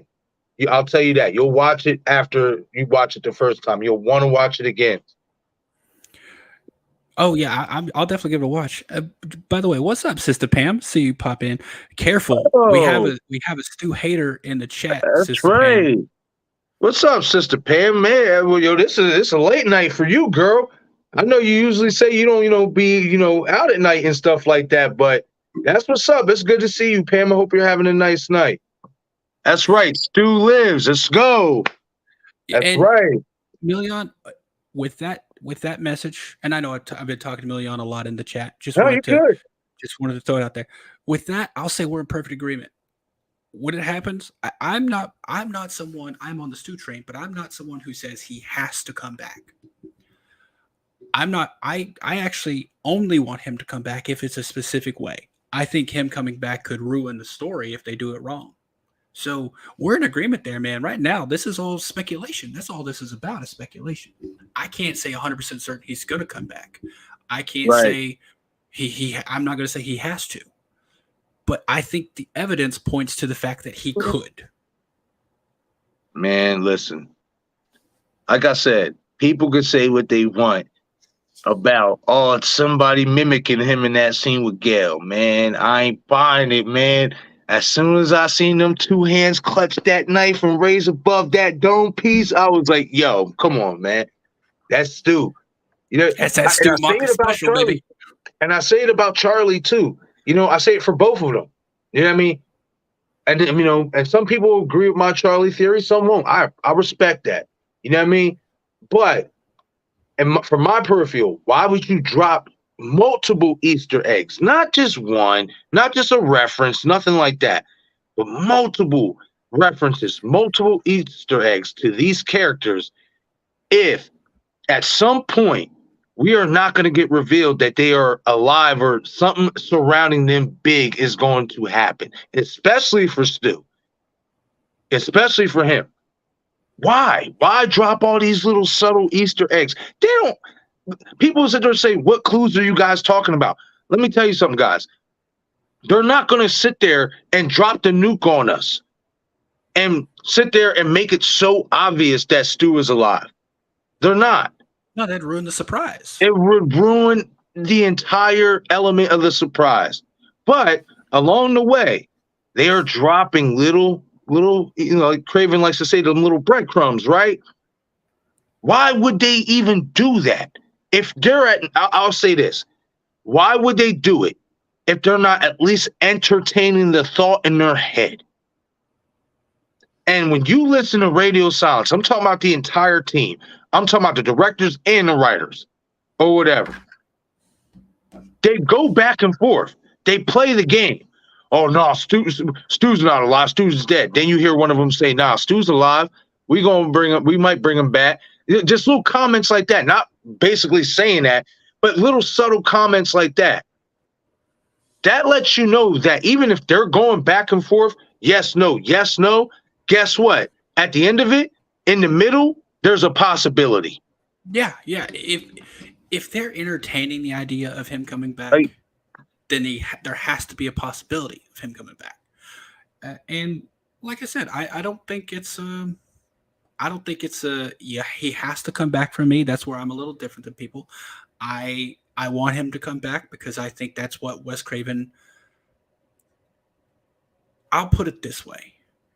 If the tragedy of Columbine had never happened, he would have been back. So if things had gone the way the plan was, he would have been back. And I think that's acceptable enough for me to have to justify him coming back now. And I'm also, I think when he comes back, he dies for real. Like he comes back. Oh yeah. He's dispatched with extreme prejudice, to quote Major Payne. Like this man when he comes back, he's going to get destroyed. There will be no question that he's dead if he comes back. But now I agree with that, man. I do think if Stu comes back, we're going to get that beautiful, shiny reveal. Everything's going to make sense. But then subsequently, they going to put him to bed. You know what I mean? But at the end of the day, everybody going to get, not just get the ones who want to see it, going to get what they want. But I feel like this. Even the ones who don't believe he's alive, if they reveal he's alive, and it makes sense to you, not to us who already believed it. Let's leave us out of it. To you, the non-Stu believers, if they make it make sense for you, I guarantee you'll accept it and you might even love it. See, here's the thing I want to say. For the people who don't want Stu to come back, for the people who hate the idea, you should still want him to come back just so you can see a definitive kill. Because think about that. That's a good point. If he comes back and you get a real like decapitation, then you can no longer fight it. You don't have to fight that battle. You can say now he's dead. See, that's a reason for him to come back for you all too. But like I said, man, the people who absolutely refuse to accept that he could be alive would actually make it easier for him to live under a fake identity because they would never they don't even entertain the idea that they could see Stu Macher on the street. So he could walk right past them and they'd just be like, that guy looks like Stu Macher, and not even consider that it was Stu Macher. That's true. But I mean, see, and here's the thing. You know what we need? We need for you, Marcus. We What? need them to make that same comment about Charlie? Charlie Walker. Oh, man. Bro, listen. You already know, bro. If they say that shit, if they do that, bro, I'm as soon as I'm out the theater, I'm on live stream. It's going down, bro. Like, I'm going on. If that happens, I'm jumping on the Charlie train with you. Bro, I'm telling you, man, like, I genuinely believe in that, man. I do. You know what I mean? I genuinely believe in that theory that Charlie and Stu could definitely be alive and working together, man, because like I said, and we've talked about it before, just some of the similarities between the two, man, and I think they would be that would be a crazy pairing because of how violent and how brutal those killings could be. But not even just that. I mean, because I know my boy Charlie don't have too much character outside of being a Ghostface. I understand that. You know what I mean? But with Stu, you do got that. So it'd be a perfect mix because you got the one guy who's like, he's not all that. But then you got the guy that you love who's always like, yeah, baby, like he's that jock and Charlie is that nerd. Kind of like My Bodyguard. You know what I mean? And something like that. Kind of like, I guess, what they try to do with Michael and Corey, but that's besides the point. You know what I mean? Exactly. I like that. I like that, especially because they're from Woodsboro. I'm on board. By the way, Million, I gotta disagree with you there, man. I don't think people are gonna say he can come back from a decapitation. People are up in arms about Chad surviving. Like, right. Even us, we were talking about how crazy it was that Chad survived. So, no one's talking about how Casey Becker could have survived. Bro, you heard Drew Barrymore, right? You heard what she said. I didn't. Bro, but if she someone said that says she really believes that Casey Becker could come back because she compares her murder to a C-section, bro. Bro, she was hanging up by her That's leg. what I said. Yeah, her guts were hanging out. No, That's what I said, no, man. she ain't coming back. She is not coming back. Ooh. I don't think there's Ooh. any chance that You know something I just thought about, man? it better not be Casey Becker coming back. No, I just thought about this. In the Scream franchise, when you really think about the gutting and, leaving guts spewing out, who are the two killers that were the best at doing that? Stu and Charlie, man. Well, was Stu the one who gutted him, though? I think Stu at least gutted Stephen Orth. No, that's true. That's true. You know what I mean? And that was a slow one, man. You seen the insides rolling out slow. That was a slow one right there. Like that was gruesome. Okay, so let me get to some more of you guys' comments real quick. Destin said just make a movie called Stu Lives Like King Kong Lives. Yo, I mean, why not? That's a perfect fan film name. I'll say that. Hey, what's going on, Dino? Dino coming in and saying, I'd be so down for Charlie to come back just based on the Stu and Charlie team up alone. It would be so good. I agree, man. Like, I really do. And again, I feel Charlie fits in with Stu like a glove because Stu wouldn't have to worry about running the stab subreddit. That can be Charlie's thing. You know what I mean? That's something that Charlie is good at. He's a good idea, man. Stu could, play off that with him. Like, I really do, man. Hey, listen, again, guys, these are just theories and stuff like that, but I believe it in my heart from my peripheral with some of the clues that we've gotten that it's possible. I'm not going to sit there and say it's happening, but it's possible. Anything is possible with it.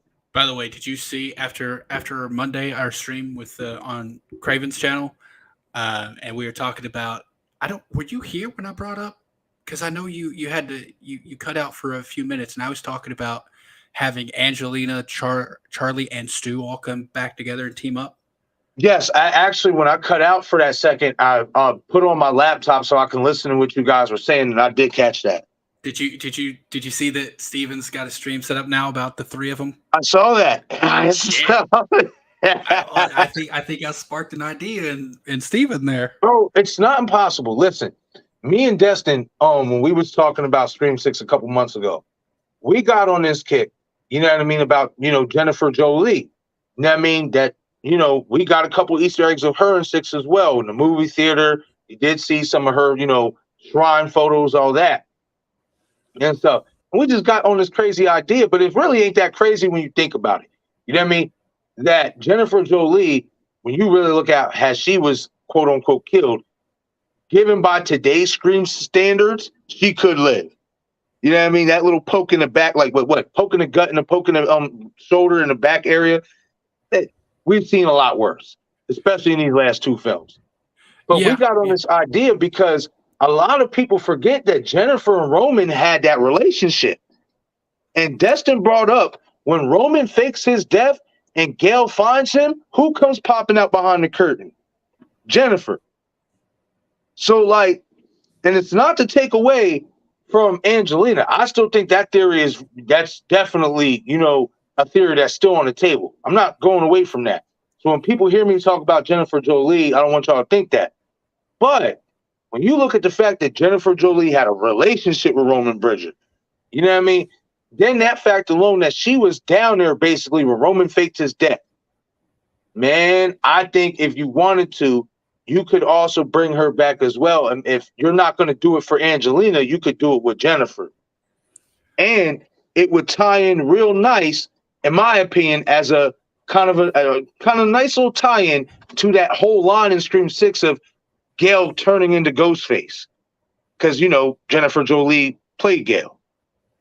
I mean, that's a really good callback. I said this on Steven's channel, but these are all great things. I'd love to see some of them, but the realism side of me says if they do bring back a previously thought dead person, aside from Kirby, because obviously Kirby was always meant to be alive.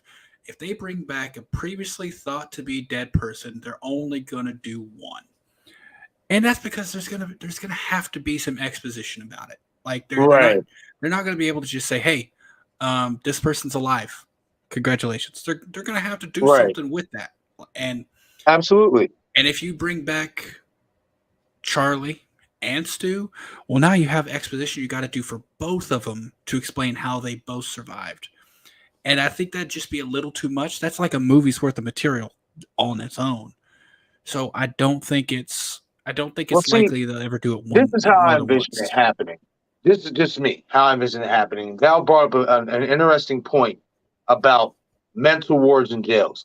In jail, if you're in jail, it would be public record.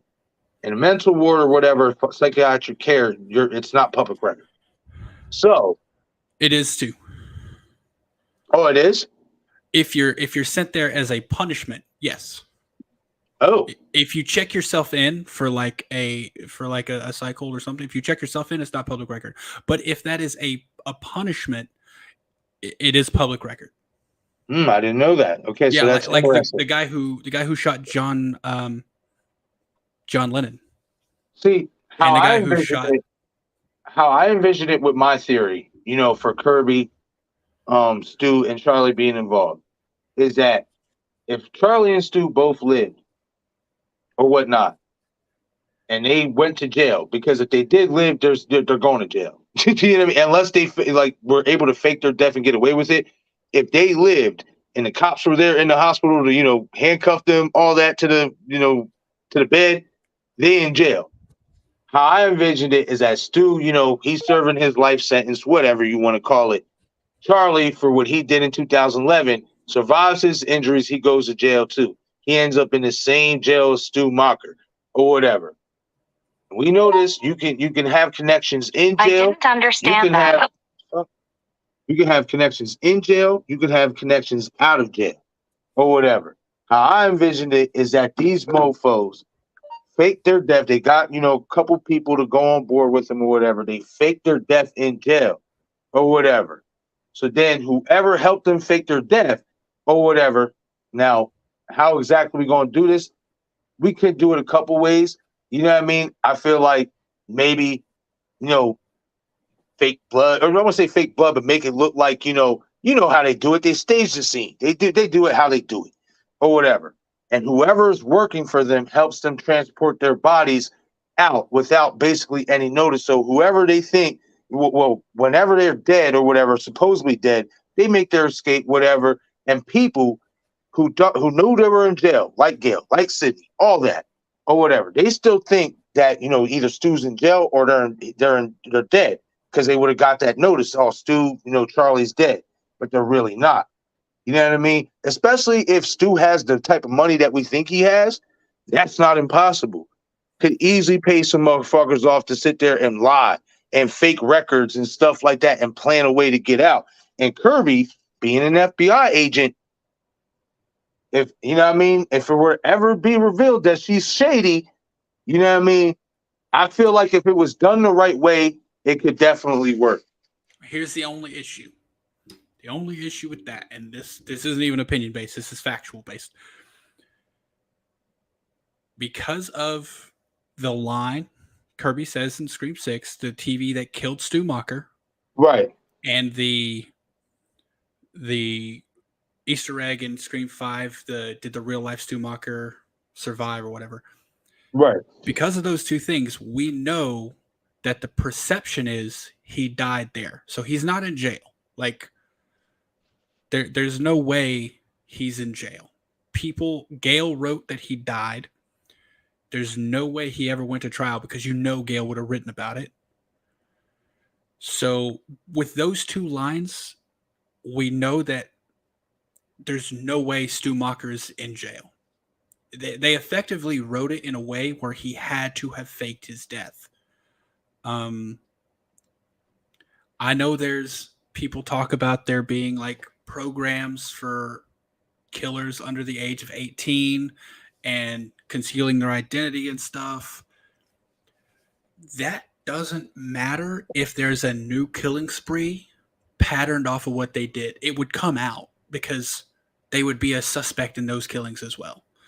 But like I said, with Gail writing it that Stu died by the TV falling on him, it pretty much cements it in the Scream, like in the movie universe, that people think Stu Macher died. The assumption is Stu Macher died on that floor. Right. So I don't think there's a way they could write it where he's just in jail. I don't think it would ever work because, like I said, man, if he was going to jail, what do you have to do before you go to jail? You got process. You got it. But, man, I just feel like this, especially when it comes to the book, especially if motherfuckers was paid off, they could have hit Gail with some type of cease and desist shit that says you can't talk about these parts of the case in your book. Or whatever. That's the thing though. It's a matter of public record. Like the trial, and Gail, they can't do that because Gail was a part of it. If there was a trial, which that is true, she was a part of it. There would have had to have been. Gail and Sydney and Randy would have had to have been part of the trial because they were all attacked by Stu. So they would have been, the charges against Stu would have been coming from them.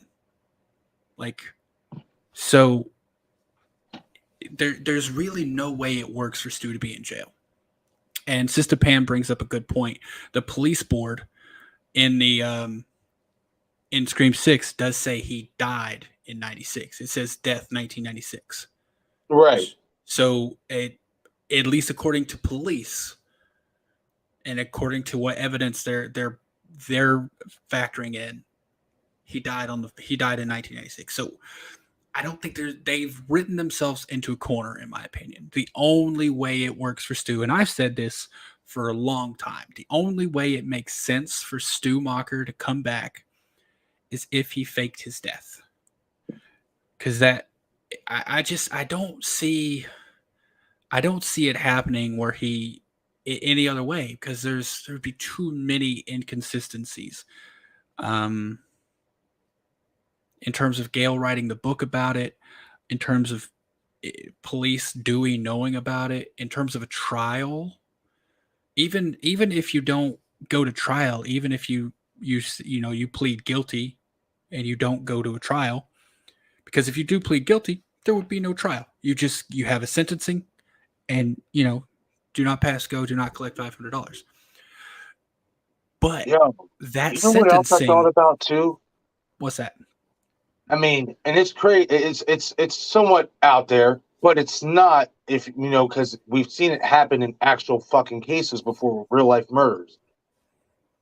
Like you said, if he copped a plea, now I doubt they would want to give him fucking parole, but his family got stroke. What if they was able to cop him a plea to where after 20-something years this motherfucker got parole? I mean, here's the thing. That's possible, but that's also ignoring the fact that the police evidence board showed 1996 as his death. Gale wrote his death was 1996. That's possible. But here's the thing. If you're sentenced to what's even better, man, is say he didn't go to jail. Say he did get a sentence. He was found mentally unfit. right. And he went. So then his sentence would be to like a psych ward, a mental institution. Once you are declared sane or better, you get out.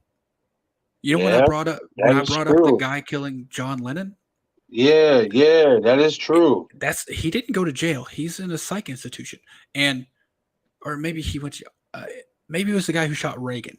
One of those two got sent to a mental institution, and if they're declared mentally fit at any point, they get to leave. So if they were going to go that route with Stu, okay, the problem with me is there needs to be more. There's not as much evidence for me, not enough evidence to support him being in jail this whole time. Right.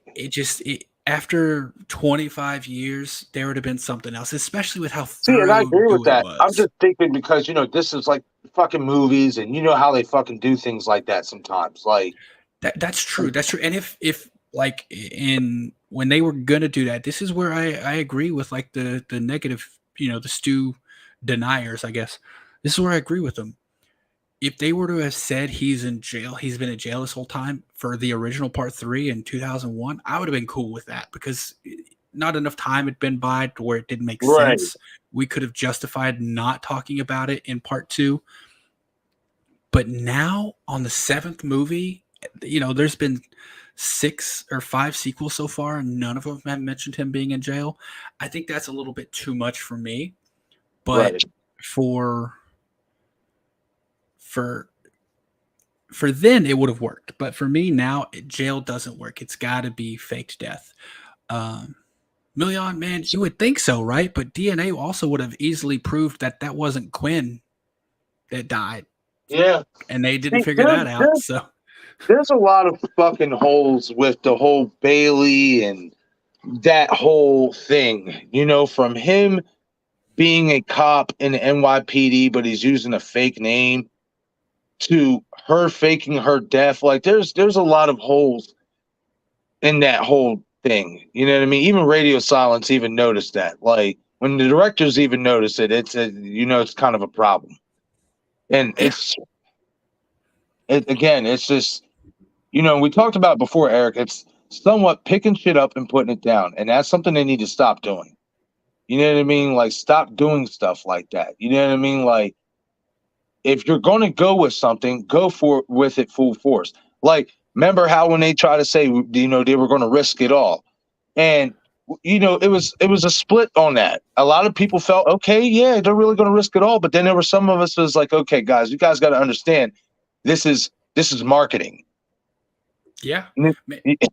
Like, it's just like what you told me about the Saul news or whatever. And I got that video cooked up or whatever. I just got to finish the audio for it and stuff. But just you told me the other day that viewer Anon posted a Saul update that a friend of his at Lionsgate saw it and said it's the best in the series. Yeah. And listen, that's great. That's positive news. That's what you want to hear about, especially a iconic franchise like Saul that's coming back out with a new movie, bringing back legacy characters like we've seen with Scream and all that. But what I say to that as well is, okay, keep in mind, this person is from Lionsgate. They're from the studio. Of course they're going to say this is the best in the series. Oh, that was from. I didn't realize that was someone from Lionsgate. Yeah. I thought that was just like a Nah, reviewer. he said a friend from Lionsgate watched the movie and he said it's the best in the series. And Okay. I said, like I said, that's positive, but that's to your eye as a studio exec or somebody who's working for the studio. Someone who's trying to sell the movie.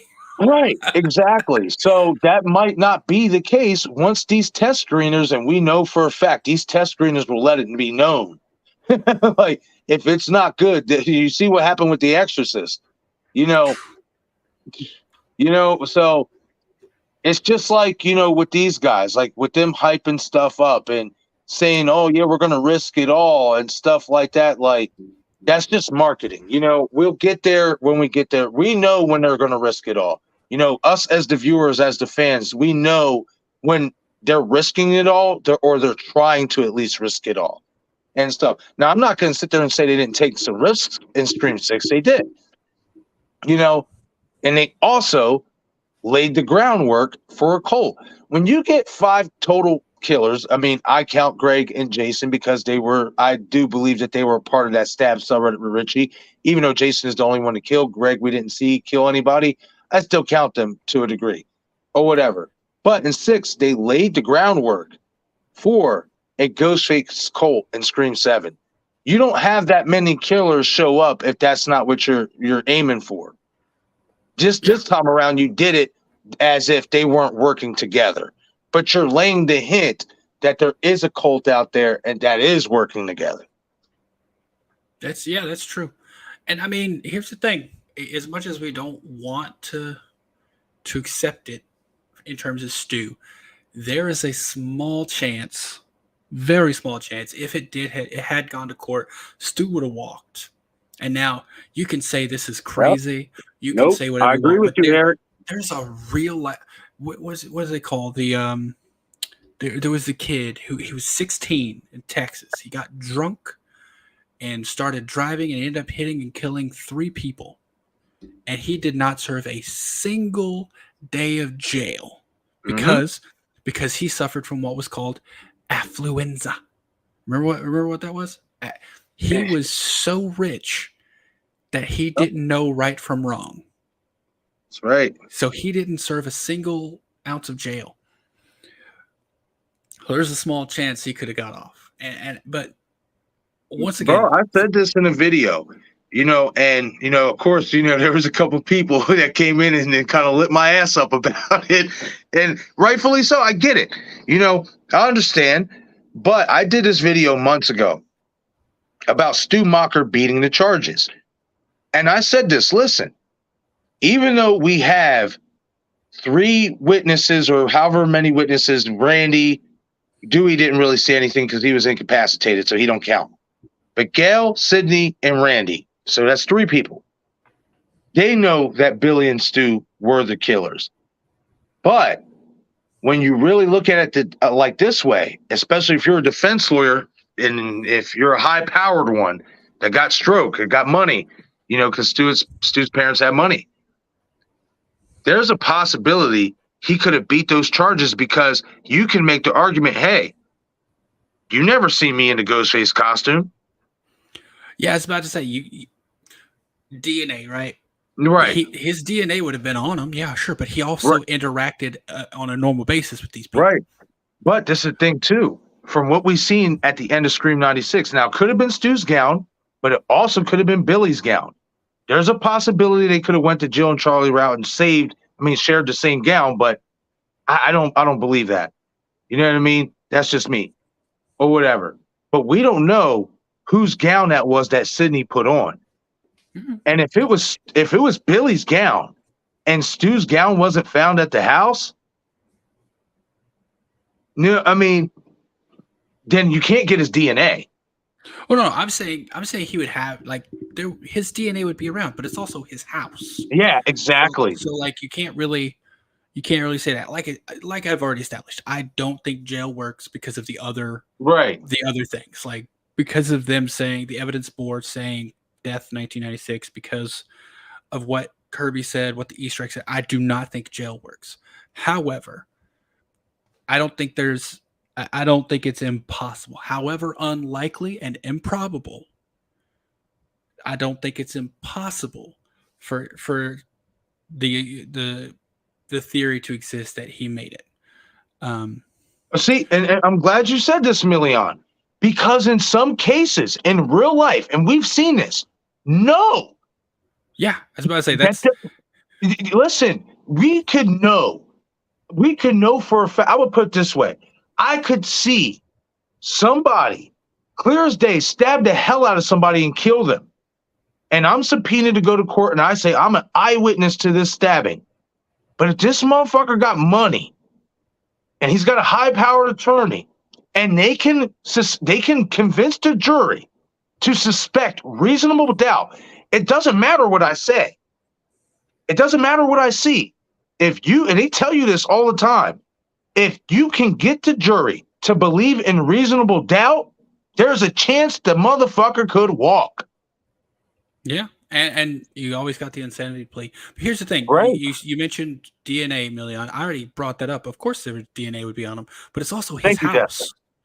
Like, secondhand DNA exists for a reason. That's a term because they're in his house. They can pick his hair up anywhere they walk, dead skin, anything like that. Right. Now, like I said, I've already said I don't agree with it. However, you could make the argument if you're saying if you say it's impossible. Cool. It's cool that you believe that.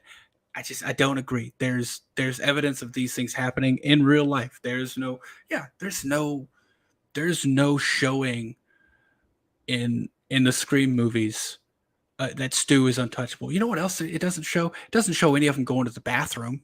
Are we to assume that they don't take a piss? No. There's some things you just don't show. Right. Is it safe to assume they don't fucking let out a fart or drop a doo-doo? And here's the thing. Yes, Stu attacked Sydney. Sydney is the only person for certain that can say Stu attacked me. Because if he's in the costume all the other times, you can't prove that it wasn't Billy. So at most, the only verifiable thing you would have is Sydney pressing assault charges on Stu. That's the only thing they could prove that Stu Macher did. Especially at his house. Because much like I said, if that gown that Sydney put on was Billy's and Stu had his own gown, and they didn't find that other gown with Stu's DNA on it, all the other crime scenes, because he wore that gown and there's no DNA, you can't link him to that. And even the fact that he's in his house getting stabbed up even by Billy, he could sit there and turn the tables with that too and say, look, I got all these stab wounds. He tried to kill me too. Even like I said, the only verifiable thing that you can say, and the only verifiable thing they could say about Stu is that he attacked Sydney. He was in costume the other time, so you can't say, I know it was Billy or I know it was Stu. Like you just can't. You can't. Because you don't know that it was Stu. And we can assume based on how their styles are, how they, cut and how they try to stab. We can assume, but because we never see their face underneath the costume, we never really know. And that's the thing. We see that as the audience, but the people the victims, right, they don't even notice that. But here's the thing. What to piggyback on what you're saying about Stu's costume and DNA, any lawyer halfway decent could say, yeah, he's got that costume. Plenty of people have this costume. What did Dewey say about it? They sell that costume at every 5 and dime in the state. So guess how many people have that costume? The fact that he has the costume, yeah, you can't say that it was him in costume. You have zero proof that it was him in the costume. You're right. Stu's DNA is at Casey's house. Wait, didn't Stu date Casey? So wouldn't there be a reason he was at her house? Right. He could have been at her house while they were dating. But this is the thing, though, and we know how this goes. You know what I mean? Just because you date someone, we don't know if Stu got past first, second base, or anything. We don't never really know if he was in her house. We don't know how far that went because she dumped him for Steve. How fast what Million is saying is Stu's DNA would be at Casey's house because he was there when the murder happened. How? He's in costume. Say it was. What I'm saying is, okay, say it is at his at her house because the murder happened. He could say, yeah, my DNA was there because I dated her and I was over her house several times. That's true. And you can't say that that's not true. That is very true because Randy brought that up. And I think you're overestimating the DNA capabilities back in '96. Yeah, the DNA back in the days. I mean, bro, it wasn't that great. I mean, it was good. By the 90s, it was good, but it's nowhere near what it is today. Nah, not what it is today. So, like, yeah, but once again, if he was there, if they found his DNA, his lawyer could argue they were in a relationship. He was over to her house multiple times. No, I'm not saying Million. I think you're misinterpreting what we're trying to say here, though. It's not that Sydney is her or any of them victims' words is not credible. We're not saying that. But if a good defense lawyer can cast reasonable doubt against a jury, there is a possibility that Stu Macher or any murderer can walk. You see this in real life. And you see the opposite. You see the opposite. And Sydney has been shown to be not credible. Because what happened before the events of part 1? Sydney said on the witness stand she saw Cotton Weary leaving her mother's murder wearing a coat. And guess what happened? That was not what happened. So she's already proven herself almost not credible because that's a very good point. She testified against someone on a murder, and it was wrong. And so guess what? Any defense lawyer is going to bring that up. Right? I was just about to say, as a defense lawyer, if I'm Stu Macher's lawyer and Sidney Prescott comes up to the stand, I'm like, Miss Prescott, did you not accuse your mother's ex-lover, Cotton Weary, of killing your mother when it was found out that your boyfriend, Billy Loomis, did it? Well, yes. Okay, I rest my case. Yeah. So my thing is this, if you didn't get that right, how do you know my client did all this if you didn't even see his face? This person you saw was in a costume. Like I said, Million, the only thing anyone, including Sidney Prescott, can say for it's not wrong with that 100% certainty is that Stu attacked Sidney. So the only thing that could not go away is that assault charge. And if that assault charge sticks, oh well, people get off on assault charges all the time. You hear about that. You hear about people walking, getting probation, anything. Yeah. And like I said, this is all theorizing because I don't think Stu went to jail. I think Stu is thought to be dead. So this is all creative. And this is Million, man, not to call you out, but like creatively, we're just being positive. That's what's going on. Like we're thinking, hey, this could happen based on this. This could happen. It's all in fun, man. If you don't agree with it, cool. Right, exactly. It's all like, good fun. Listen, this is all having fun. We're not being negative with it. Anyone could come in and be like, yeah, they're dead. There's no way they could live. Or you could be like, hey, you know what's fun? Let's think of a way it could work. Exactly. That's what these theories and these conversations are all about.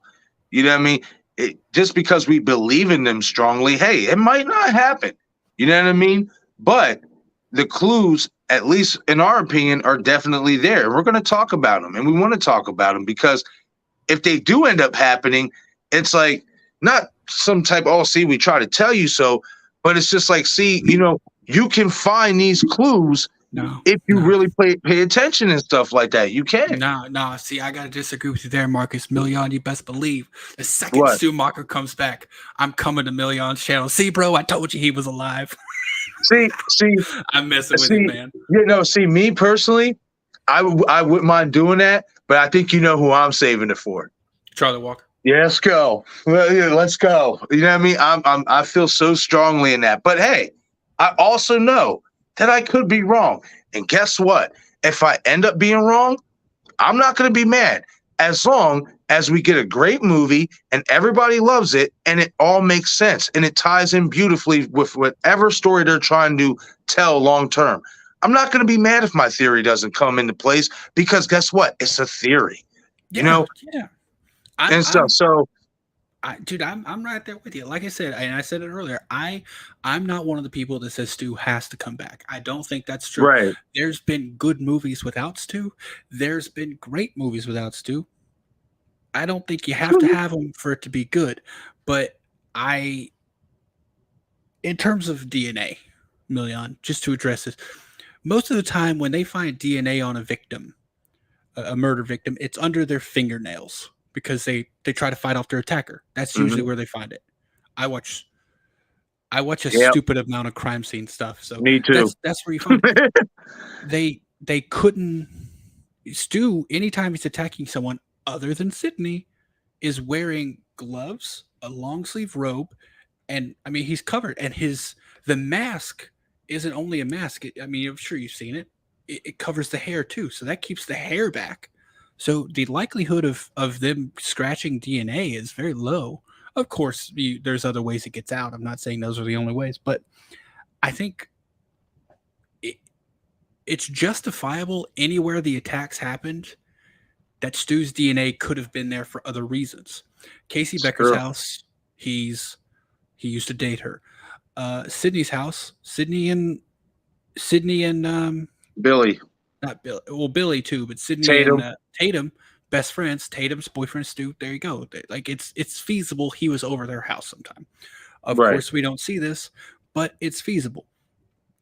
And the school, he goes to that school, so like all the places the attacks happened, it's feasible his DNA would have been there anyways, for other reasons. Now, once again, for the final time, I don't believe he's in jail. They think he's dead, and that's the only way I think it works personally. But there you go. Yeah, and you're right. Hank Loomis was a lawyer, wasn't he? Mm-hmm. So, yes, sir. I mean, I think Hank Loomis would have had I don't know though. That's a difficult thing because why Hank Loomis might have. I don't think he would have. What's the word? I don't think he would have really wanted to help Stu because of there's a word for it. A represents. I don't think Hank Loomis would have represented Stu because if that's the case, Stu would have had to put most of it on Billy. Right. Yep. So I don't think Hank would have done that because that would have just been more. Right. More. And I think, in all honesty, I think they probably would have asked Hank to recuse himself because of how close he is to the case. I don't think he would even be allowed to try it. Yeah. Dino saying, I can't wait to see the next video Marcus drops if Charlie is revealed. Bro, I'm telling you, man. Like, listen, it's going to be a party. That's all I'm going to say, man. Dude, if he's revealed, I'm going to make a video. It's like 30 seconds of me just being like, I was wrong. Marcus was right. Go subscribe to his channel. Yeah, bro, I'm telling you. But again, and I said this from the start, this can only work if he's working with Stu Macher. That's it. And it's nothing against my boy Charlie. I would love to see him come back, but I also understand that if it's not coming back as an accomplice to somebody very credible like Stu Macher, and you're going to reveal him with other people or just himself as the mastermind, people are not going to be happy with that. And I don't want that because I want people, when they do see Charlie Walker again, to look at him differently than what they've looked at him in Scream 4. Because Jill even said it herself. He was the idea man. I think people really underestimate the brilliance of Charlie Walker, especially in terms of how well he was able to keep control of that camera while doing them kills and set things up and stuff like that. Like, people underestimate him so much. And I think if you could bring him back and make it make sense with Stu, especially if he's the one who helped set up the Stab subreddit, I think people would appreciate him a lot more and would see that brilliance. Because you think about it like this, that Stab subreddit, in so many ways in these two films, is really starting to take a life of its own. You've seen Richie and Amber come from it. You Jason and Greg came from it. How else would they know about Richie's movie? Yeah, the only thing I could know is the only thing I would say is the news, but that's the only other option. Right. You know, like, and you even hear Bailey say it, he inspired others.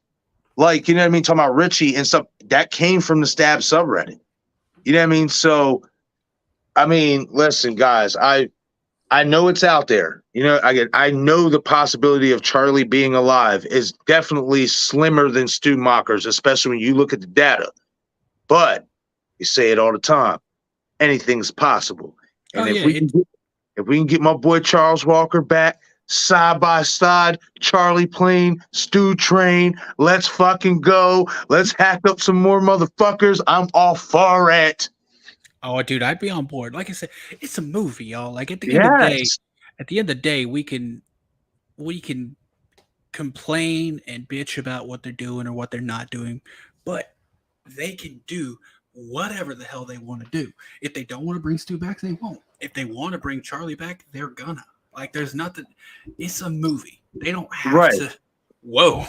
Right. I'm so confused about why Stu's is everywhere. How scandalous. I think they're talking of Million. They're following up on I'll Million, say this. assuming Stu is just rubbing and throwing his hair and DNA everywhere. Yeah, he's just blessing every place he goes. Like, listen, I'll say this, and I'm sure you have seen it, Million. You know what I mean? Watch The Curve. If you don't believe Matthew Lillard could play a great mastermind, just watch that movie and watch how that movie played out in terms of faking deaths and stuff like that. That's all I'm going to tell you if you haven't watched it yet.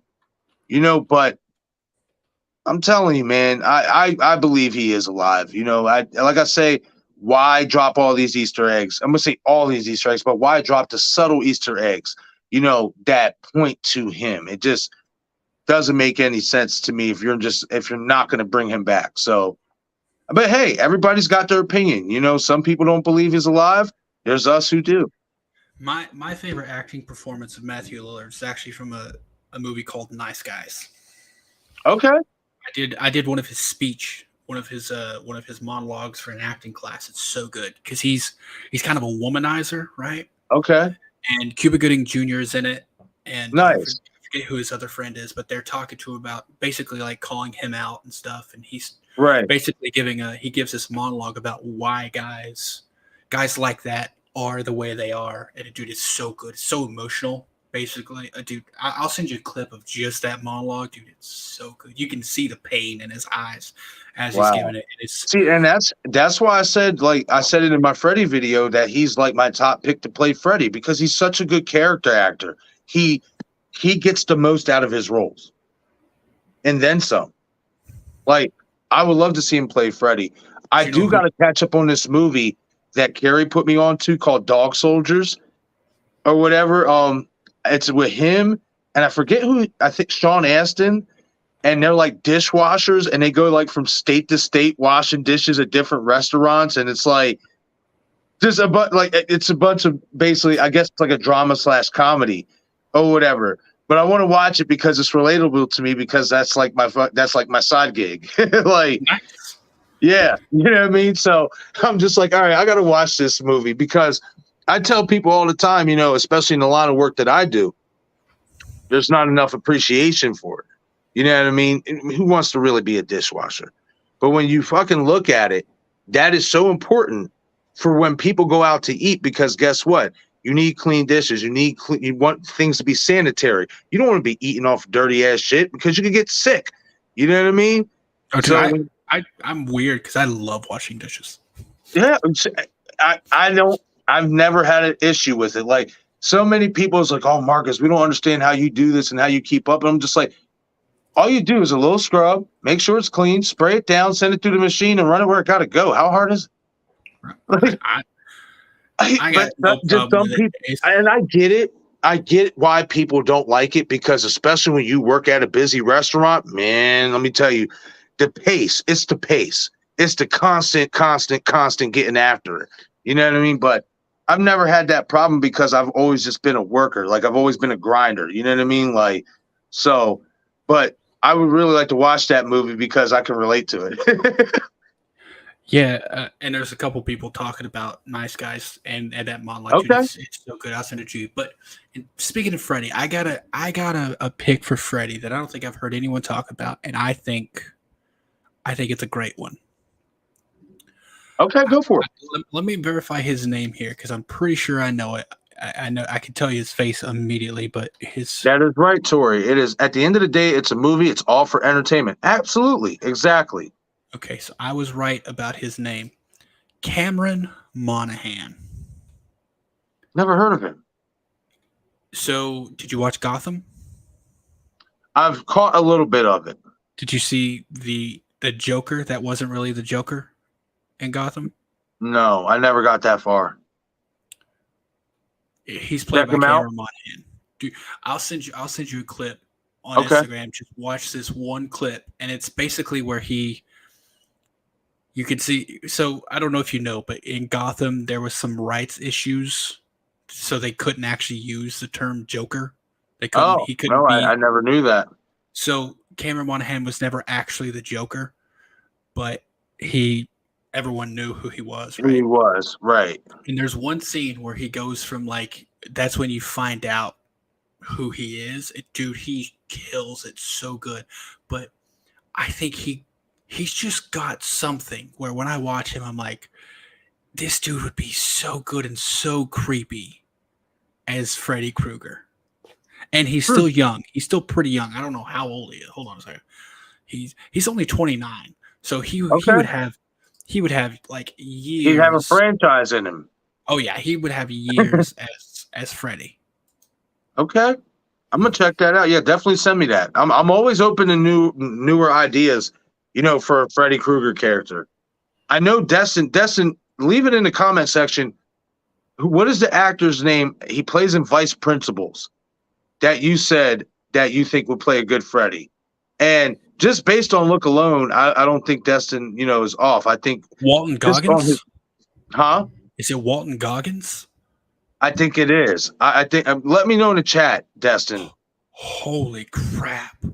If he says Walton Hold on. Walton Goggins is such a good actor. He said, Dino said, "Thank you, Eric. I've always said he should be the next Freddy." Holy crap! Okay, so there's other people who believe that. Dude, Cameron Monaghan, like I said, there's a scene from Gotham where It's true. he transforms from like dude, I don't know, just a shift. You can see him change like while he's on screen. Like he doesn't even cut away. Like you see him and all of a sudden you see a flip and you're like, holy crap. But if Destin's saying Walton Goggins, I absolutely love Walton Goggins. He's such a phenomenal actor. Did you ever watch Sons of Anarchy?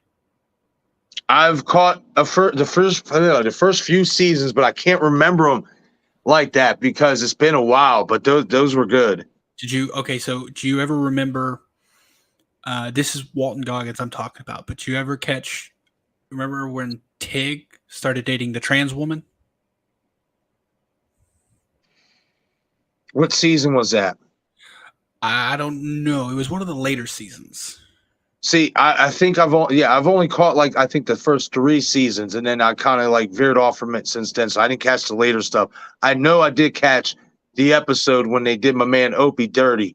Oh, dude. Oh, that's so rough. That's heartbreaking, bro. I can't watch. To this day, I won't watch that scene again, man, because just the way it plays out, it's too heartbreaking. Just right before he dies, he's just like, "I got this," and you're like, Yeah.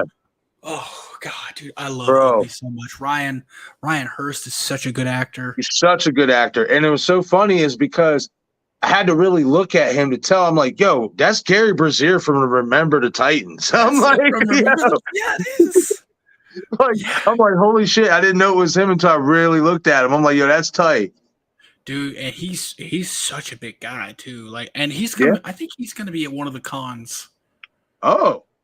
I'm pretty sure I've seen him on some Comic-Con lists. Yeah, before. I've seen him, I think last year at Horror Hound, he was there. If I remember correctly, he was there last year at Horror Hound. I would say I know Ron Perlman's going to be at New York City Comic Con.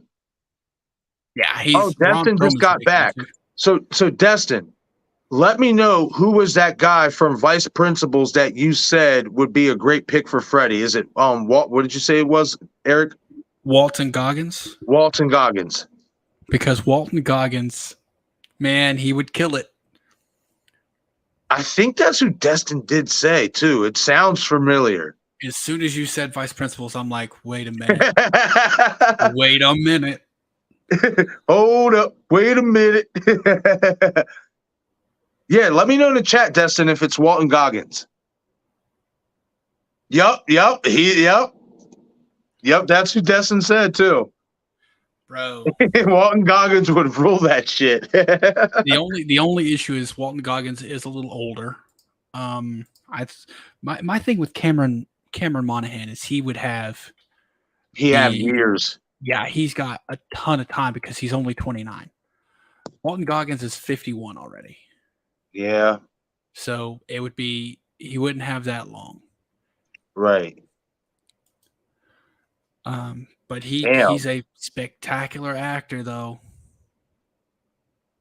And that's another thing with, like I said, just on look alone, just on the look of him alone, I was like, yeah, I could see him playing Freddy. Yeah. I'm trying to think of who, like a younger actor who I think could get into the role that could play it for a long time. Because what about Skarsgård? Maybe he could probably do it, but I don't want him to. Right. I kind of don't want. Because we already know him as the new Ed, so yeah, I've already got him as Pennywise in my head, so I don't want to do that. Kevin Bacon's a good choice, and that's who he is. Robert Englund wants, but once again, Kevin Bacon's a little older. Yeah, they could do it, but when did the first Freddy come out? What, 1981 or 82, or was it later? I thought it was in the 70s. I could be wrong. Hold on. Well, let me Google this really quick. I could have sworn it was 80. Like 80, anywhere between 84. 84. Okay, yeah. Okay, and then 84 to 2004. So 2004 is when Freddy vs. Jason came out. So that's a good 20 point. years. 20 years is how long Robert Englund did that role. So if you think about it, if Kevin Bacon started playing him now, Kevin Bacon's he's in his 50s too, right? Yep. 1 second, let me check. Kevin Bacon. I ain't even pushing 60. Kevin Bacon's 64. See? So if he did it for the same amount of time, he'd be 84, and we're not getting 84-year-olds. So, but the thing is, if you throw like a 29, maybe even like a 25-year-old into that role, they could do it for a long time. Ooh, bro, Sam Rockwell. I like that choice. Sam Rockwell. Holy crap, Sam Rockwell could do it. Yes, he could. I agree. Yeah, wow, that's a hell of a choice right there. As soon as I seen that name, I'm like, yo, bro, yeah. I would love to see Sam Rockwell as Freddy. He's good. He's really good. He's underrated. I like that pick, Destin. That's a damn good pick. But there's some picks out there. How old is Sam Rockwell? He might be in his late, I want to say anywhere between mid 40s to early 50s too. He's 54. Oh man. I'm just saying these guys look really good for their age. Man, listen, Dr. Sabal. Dr. Sabal and that fucking lemon, man. And that Hollywood lemon he be fucking giving them. And shit. I don't know if you ever seen the commercials for that shit. I haven't. Oh yeah, he's got Sidney Crawford promoting it too.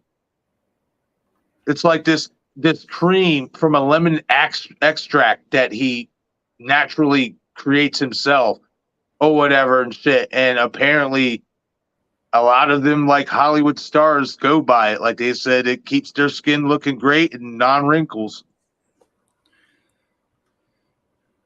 Dr. Sabal, that shit geeks me out every time. Richard Brake for me. So that's funny because that's funny, man. Because in my video, I talked about a Redditor that said that his pick was Richard Brake as well. And hey, I'm not against Richard Brake. I like him. I think he's a really underrated actor. I think where most people would be concerned is because he played in a lot of Rob Zombie movies and he has that really grunge house to him. I don't know if people would be acceptant if he would try to portray Freddy in that type of way. If he could get a good writer and a director that could steer him in a direction to where he's dark, but he's not grunge, maybe, because he does have a good dark sense of humor. Oh yeah, Richard Brake is a fantastic actor. Yeah. But once again, though, Richard Brake is older. He's as up well. there too. And I'm just going to throw this out there. People may disagree, but I think Jackie Earle Haley, if he got a second shot with the right material, he could be a great choice because Jackie Earle Haley is a great actor. Him as Rorschach in the freaking Watchmen. Bro, Yeah. That performance was amazing. Yes. No, So- I like Jackie Earle Haley as Freddy, but like you said, they just didn't write him the right way. The material was not there. That's what hurt that movie. And if they brought him back with like classic Freddy material, I think he'd kill it. I'm thinking of longevity at this point. Right. While yes, say Kevin Bacon does feel good, he's in shape for his age. Unless they're making a movie every 2 years, you're not getting that many out of him because he's 64. So Yeah. You're literally maybe looking at maybe 2 movies and done. I'd give him more than that. How I'd about give him like 4. Really? Yeah, but that's got to be like every 2 years. Yeah, you're right. And it's got to basically be like, I don't want to say the only project he does, but if they're going to be expecting him to take the type of bumps that Robert has took over the years in that franchise,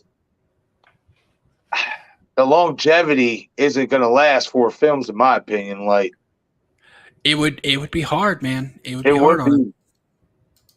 But I'm in agreement with Eric. I think we do kind of as good as these ideas have been for these actors, great actors that we've came up with.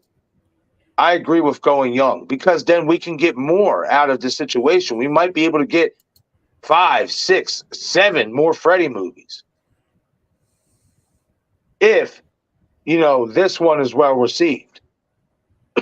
I do think it's going to be interesting to see if Heather Langenkamp still wants to come back. Because she said she wanted one more showdown with Freddy, but now that Robert's not coming back, she might not feel the same way. I mean, that's fair. Right. I'm just looking up now. I don't know how old he is, but someone I think maybe be a good Freddy. And y'all, this will be like a deep cut. I don't think most people I don't think will know who I'm talking about. But let me just check how old he is. He's 31. Okay. Dylan O'Brien. I've heard that name before. What is he playing? Did you ever see any of the Maze Runner movies? The first one. He's the main guy in the Maze Runner. Okay. He was I know also what you're talking about. He's also in Teen Wolf. Yep, the TV that's show right. Teen Wolf too. Yep. As Styles, and dude, there's a season where Styles goes bad in Teen Wolf. He doesn't really go bad. He's actually, his subconscious is like being taken over by a demon. Right. But there's on like in the real world, he's gone bad, and you see it, and he's really intense and scary. I would give that to him. I think he could actually do it really well. But Destin, I got something for you in terms of Robert doing his cameo. I don't know if any of y'all watched my video on this, but I did a video on Robert saying he doesn't come back, but he would cameo. Here's my idea, Marcus. I want you to tell me what you think about this. Okay. Do y'all remember how Freddy Krueger got his powers? If I can remember correctly, correct me, of course, if I'm wrong. from the Dream Demons or whatever, and they like came to him and offered him, the eternal life or some shit like that. Exactly. The dream Yeah. demons, they look for evil people who are Right. about to die, and they offer them a chance to come back. And it's basically possession. They're basically Right. the dream demons get a chance to kind of breach breach the like divide between the dream world and the real world. Right.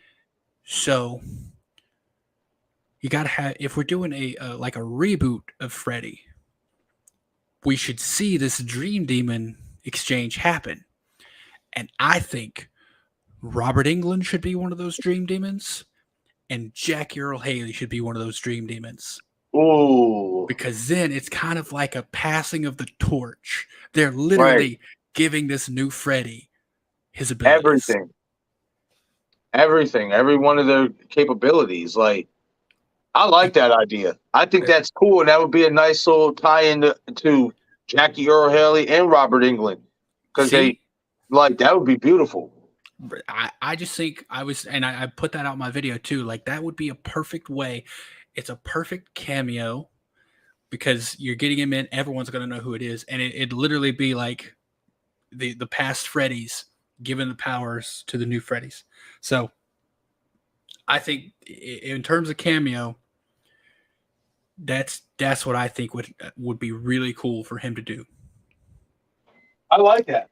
And then it also sets up anything in the future. If you want to deal with the dream demons, you could have Robert and Jackie Earl come back, as like cameos as the dream demons, because that always exists. We don't see it, but it's always there.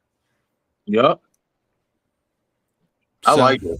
I like that idea. That's a good one, Eric. I like that. And like, while it would be a small cameo, it's a very significant part of the series. So you basically be giving Robert Englund a small part that plays a big part in the movie. What do you think about this? Robert wants a cameo, but they could film it like the reboot of Candyman, passing the torch. Yeah. I mean, that's essentially what I'm saying. That's literally what I'm saying. Like, see, although I like the new Candyman, I did like it. Going into it, I already knew who the new Candyman was going to be, because in the trailers they made it so obvious, that he was going to be the kid from the first one. I didn't like that ending with, I didn't like the way they passed the torch, if you will. I didn't. I hated how they, de-aged Tony Todd, and it's just like, make them remember and stuff. It's just like, that could have been so much better, in my opinion. Especially just, I guess, because I knew going in who the guy was, who the main character was, and what was going to happen. I didn't like that ending. I didn't like that passing of the torch. The way they did that.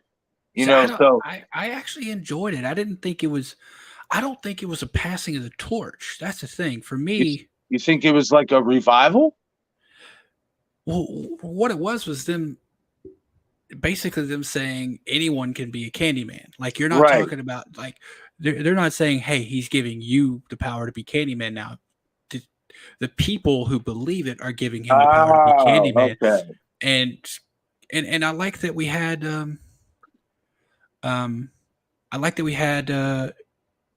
so it called back to Tony Todd, because that was the first Candyman.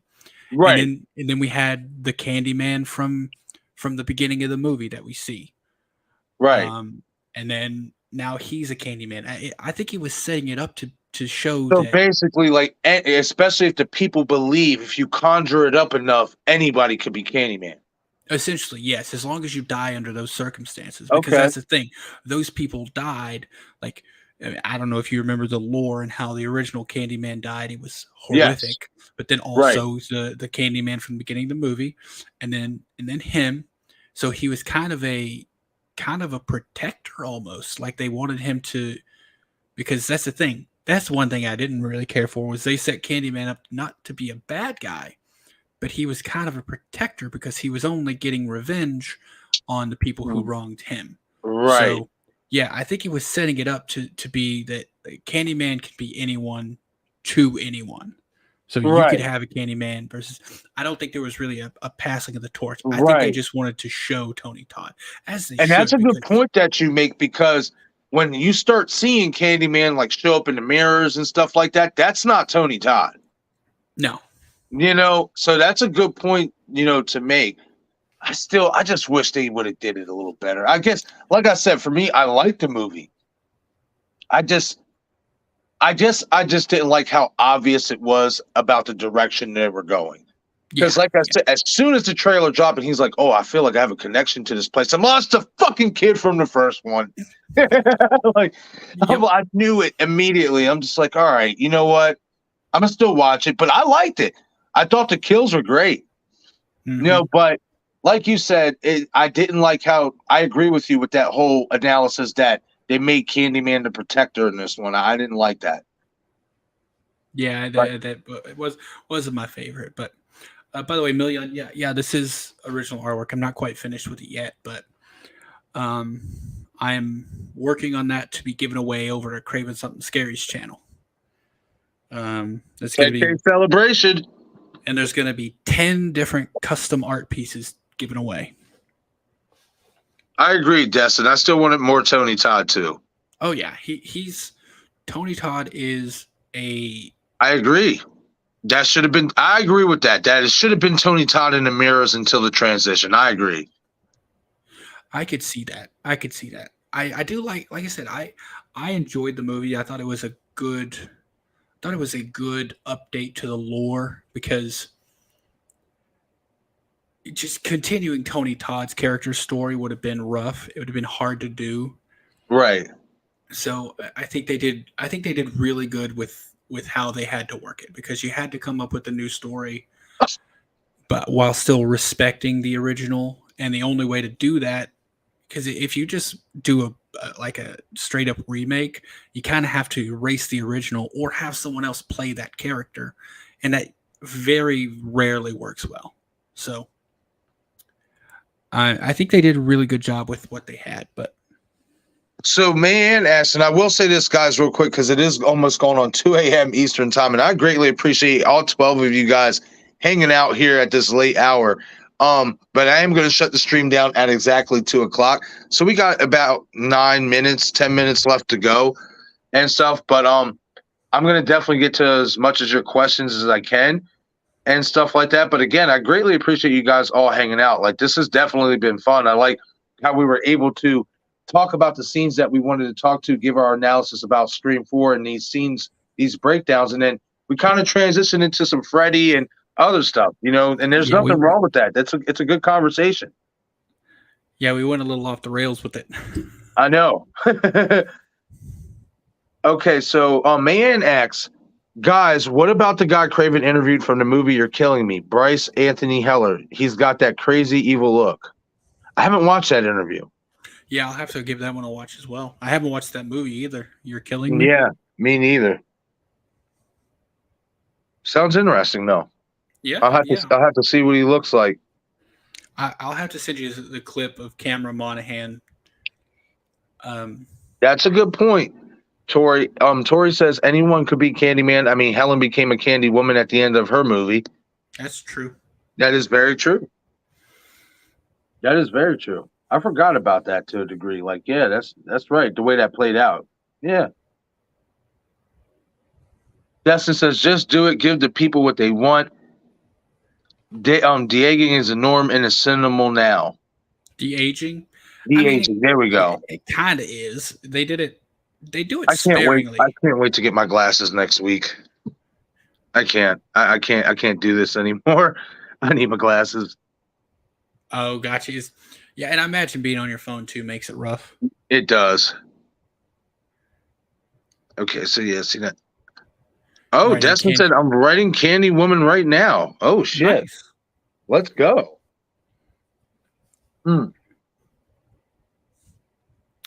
Well, see, I know Randy meant it for Candyman's daughter, but I mean, you could say the same about Candy Woman. She's sweet. She's deadly. She's bad for Bad for your your teeth. I Dude, love that part. Man, he's one. I really do wish that was one character they would have kept, man. Mm-hmm. Like, I absolutely love that character, man. Jamie Kennedy was the man in that role. When they killed him in 2, bro, that broke my soul for a second. I was like, wow, they really killed Randy. Like, I did not expect him to die. I think that's why that had to happen. Right, exactly. Because you had to do it to somebody who had gotten close to us to make it hurt. Yeah, that's why they killed Dewey. Had to make Yeah, it hurt. man. Yeah, man. Fucking Dewey, man. Fucking Amber. Liar. Yeah, you're a liar. Liar. Fucking Amber, man. So real quick, before we do end the stream or whatnot, I mean, we're going to talk about it many more times down the road. You know what I mean? Especially once we start getting some more information on when this bad boy is going to get ramped up. But for Scream 7, what do you, way too early, what do you want to see happen in Scream 7, and where do you want it to be located? Okay. So I'm probably one of the rare people who's going to say I don't want it to be located anywhere special. Right. I think people are focusing so much on where it happens that it's bound to be a gimmick. And I don't want the location to be a gimmick. Like New York City was great. It was really cool. But I don't want them to think that they got to up the location where it's happening. Right. Just, in my opinion, write a damn solid bulletproof story. Yes. And then put it wherever the hell it works. I think if you go into this saying we're going to go here and then write the story around that, it ends up like a gimmick. And I don't want that. So for Scream 7, what I want,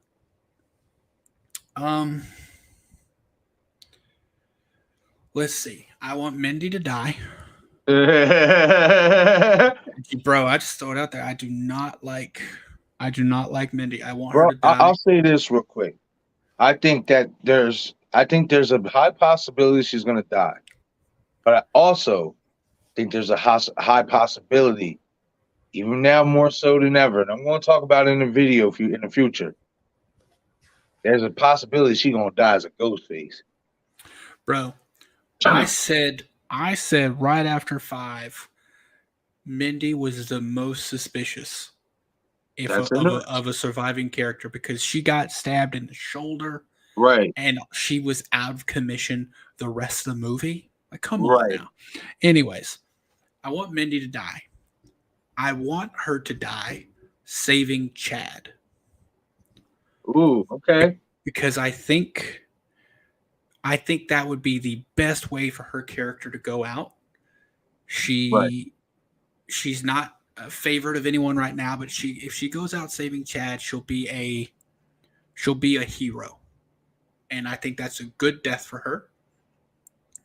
But I want her to die. That leaves us with Sam, Tara, and Chad. Essentially, Sydney, Gale, and Dewey. I think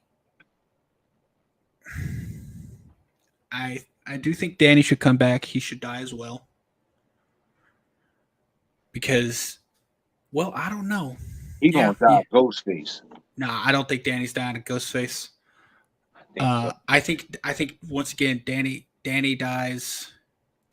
Maybe opening scene. Okay. I'm intrigued. I am intrigued by Josh Segarra being a Ghostface. Not only because I see, little clues in 6 to where you can point to it, but Radio Silence said that motherfucker had the best Ghostface impersonation out of everybody in the cast, and I want to see it. I want to see it. They said that his Ghostface, bro, they like the way they looked at each other when they were talking about, they was like, yo, he's next level, like he's good. And I would like to see that. But it's very possible he could, get killed in the opening scene, or he could get killed, trying to actually protect Sam. We haven't gotten anything confirmed yet that he is a ghost face, so it's possible. I don't think he is. I don't think he is a ghost face. And I'm going to change that. I don't think he should die in the opening. I think you might hate this. Kirby dies in the opening. I don't hate it because she's gonna quote unquote die in the opening and then come back in the end and reveal she's a killer. I don't think that will happen. But if we're following the trend, following the trend, who was the opening kill in part 3? Cotton. Exactly. And Cotton was in part 1. He was only shown in clips. Yeah, He wasn't actually there. Part 2, he was there for a small amount of time. Part 3, bigger character, but he was the opening kill. right. Kirby in part 5, she was only there on screen. Part 6, she was there a small bit of the movie. Part 7, I think she's going to be opening kill. It would make sense. So Kirby dies the opening. I think Sam and Tara are probably off, secluded, kind of like Sydney was. Okay. I don't think Mindy and Chad are. I don't know. See, the relationship between Chad and Tara is what complicates things. Because at this point, I think the core 4, part 5 or part 3 worked because they weren't all together. Sydney was by herself. Actually, they were all apart. I mean, the OG3 were all separate. Yeah, I was about to say if they're going to mirror it, I mean, I think there's a possibility that they might try to kind of split Tara and Chad up, kind of like the Gail and Dewey thing. I don't know. I think they would probably Chad and Tara would be together. Okay. But Sam would be somewhere else because we saw at the end of 6, Sam had kind of accepted Tara.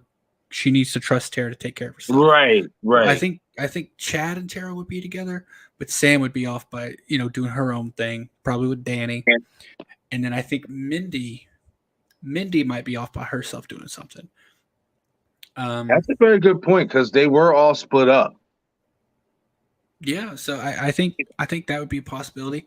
And here's something that might ruffle some feathers. What if there's been no establishment of this fact? However, there's been no denying it either. What if Kirby was bi and Mindy and Kirby got in a relationship and they were off together? A little bit of an age gap, obviously, but it's not impossible. No, it's not impossible at all. So then you'd have the 3 couples separated around the country. Right. And they could each be getting a ghost face attack. And then they all come together and their ghost faces come together too. Man, it's not a bad idea, man. I definitely do think in the next one, especially if this is going to be the end of the Carpenter storyline. I mean, it don't even really have to be. But just early assumption, if it is, I definitely do think that cult is coming, man. They set that groundwork in 6 for it. Real quick, Destin says, Scream 7, Woodsboro, but Hollywood is filming the new stab film in Woodsboro. Play on the meta of the original Scream 3 script with Stu and bring back that damn voice changer. What do you feel about that? I don't mind that neither. I want that voice changer to come back. I think it would be great to have that voice changer back. People are going to give a crap, but who cares? Man, I really wanted to see that voice changer back in 6, and because I really did think Gail was going to die. And what I wanted to happen was that voice changer, me and Bob talked about it plenty of times. Maybe, you hear Dewey's voice on the other end, toying with Gail. And what I wanted, because I felt like it would be so anticlimactic for Gail because, she always wanted to be the star, the center of attention, is if you would have killed her death and it would have been airing on Times Square on that big screen. Like, oh, man. But we didn't get that. You know what I mean? But I felt like that would have been one of the nastiest kills in the whole franchise if they would have did that. Oh, yeah. That would have been sick. I also thought it would have been great if she would have got a call on live, like on her show while she was live. Yes, I agree.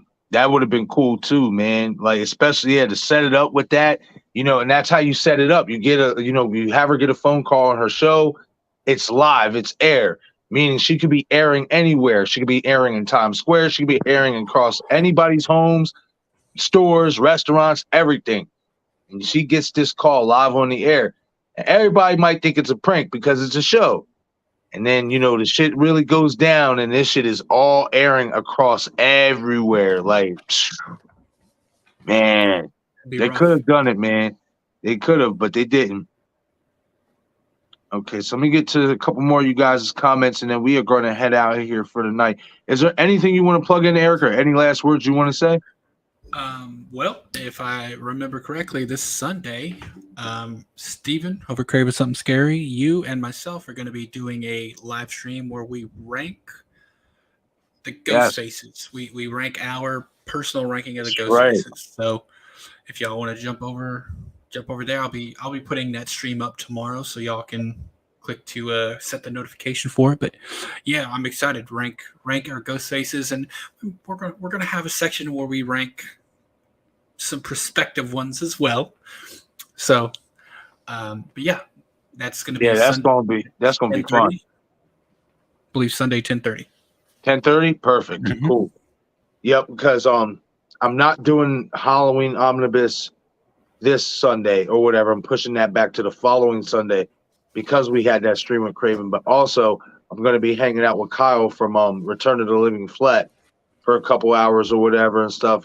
Just busting up talking movies, and then I'm going to head over. He's going to be on that stream too. He asked if he could be on. I was going to. Oh, well, nice. Well, yeah, hey, I'm gonna see if he still wants to jump on. If he does, then I'll set up a section for him. But you saw how I had it set up on Tier Maker or whatever. So we'll all have our own line, and we'll rank who the top fun, ghosts. Man. It's gonna be. This is one where I think the lists are all gonna be so different because there's 13 confirmed killers. So I mean, there's bound to be some differences in there. Whereas, like, if we're just ranking the movies, there's only 6 choices. So, and we all know who's going to be number one. The number one for us is all going to be different. Not all going to be different, but there's going to be different people in number one. I know for a fact. So, absolutely, dude, I'm excited. I'm excited about that. But I am Sunday, too, man. 10:30 on my channel. Yeah, that's going to be fun. Do you have the stream already set up? Not yet. I'm going to set it up after this. All right. Yes. Just let me send me a message when you do have it set up, and I'll share it in a post on the channel. Sounds good. Okay. So real quick, Destin asks, where does Gail come into play? Man, I'll say this real quick.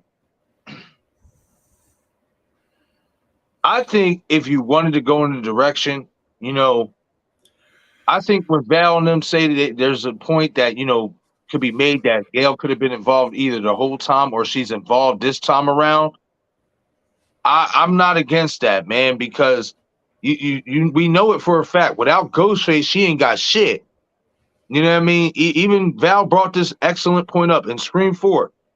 She had writer's block. She didn't know what to write about up until the murder started happening again.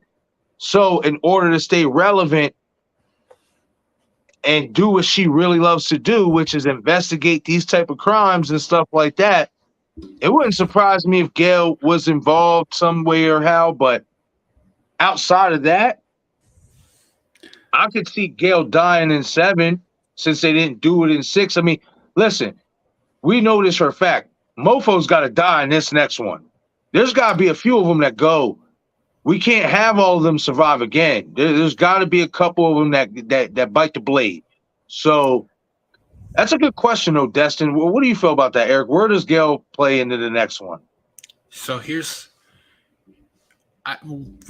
of all, from what you said about her having writer's block and her having to stay relevant, one thing that gets overlooked, but if you watch, it'll kind of Sunday, Million Sunday. Yeah, that's this Sunday. I believe that's the 12th, Sunday the 12th. But watch Gail when she's in the car. So we watched the scene earlier where the cameras get covered up. Right before that, when she's talking into her recorder, making notes for her book, look how happy she is. She is so happy that this is happening because now she got something to write about. Yep. So you're absolutely right, man. And I wouldn't be shocked in part. I don't think Gail will ever actually be a Ghostface. I don't. Right. But her anonymously paying someone to do an attack so she has something to write about, I don't think that's out of the question. No. Like, if no Ghostface attacks happen, Gail got nothing to write about, which is kind of funny because she only wrote. I mean, her first book had nothing to do with the Ghostface attacks. Obviously, it was about Cotton Weary. Right. But then she wrote about the Ghostface attacks, and now the Ghostface attacks are happening because she wrote about them. So Right. it's literally just a cycle. Right. I think she dies, or kind of maybe like a Sydney, she rides off into the sunset. I don't think she necessarily True. has to be a part of it. Like, I don't know if they'll kill Courtney or Nev. I don't know if they ever will. And honestly, I don't know if they need to die, but I also don't know if they need to be in the movies at this point. I know Sydney needs to do one more. One more. Right. Sydney needs to come back and actually have her ending, because personally, I don't feel like her ending was part 5. I don't think that was a sufficient enough ending for her. So No, she even said that in an interview. She said, I don't believe Sidney Prescott's story is really done. She said, I think there's still more story to be told. And I say, let her tell that story. yeah. I think so. In 7, I think, and Caden, I just wanted to point out, I think Mindy, Danny, and Kirby, I think very likely that they go away. Okay. And real quick, what's up, Kate and Mom? You're coming in when the stream is basically about to, go off and stuff, but I thank you for stopping in. I don't know if you have been in and out all night, but if I missed you, thank you for hanging out. And even if you haven't been here all night, thank you for stopping in for a few minutes. I greatly appreciate it.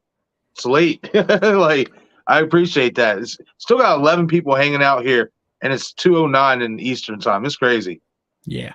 By the way, Courtney a producer doesn't really have creative control. Like a producer, like an old school producer, like they're not doing anything creatively. They're like making the movie happen essentially. And like an executive producer is just someone who finances the movie. Honestly, I think a lot of times, because if there's a movie on like Indiegogo or Kickstarter or something like that, you can pay a certain amount of money to get a producer credit. Like, you don't have any control over the movie. Producer nowadays is kind of just a gimme so that you're attached to the movie. But it used to be producer is the one who made the movie happen. Like, you didn't find locations, but like you managed the budget, you managed everything so that the director only focused on the creative aspect. But Tom Cruise does with Mission Impossible, but he's also the star of the movie. Like, bro, he is that franchise. Million saying, I shot him 6 times. We all knew you wasn't done it too. hey, we're getting there, but also, Million, when they do bring Stu back, if they do, Stu is gonna die. Sydney won't. That's why I say Sydney needs one more. She comes back when she finds out Stu Macher isn't dead, and she finishes the job for real. Then she rides off into the sunset. Her and Detective McDreamy and their kids, they go live a happy life. But until Stu Macher is fully, there's no doubt, Sydney's not done. Yeah, I agree with Eric on that. And I agree, just like I said, just based on a simple fact that the woman herself said, she still feels there's more story for that character. So if she's saying it, that tells you there's more story for the character, because I feel personally, Nev, if she felt there wasn't much left for her to do in this franchise, or at least something, one last thing that could be significant, I don't think she would have been making a big fuss about money. Yeah, I don't think she would come back, period. Like, yeah, it's a paycheck, but also I think she does have a little bit of artistic what's the word I'm thinking for? Integrity. Yes. So, I don't know, man. I don't know, Destin. Like, because the studio and whoever could always say, hey, that's not what your character is going to do. And if you don't like it, then we just don't have to bring your character back.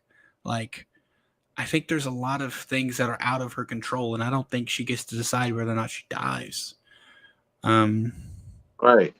Katie Empton, it's really a mistake if they don't bring Stu back.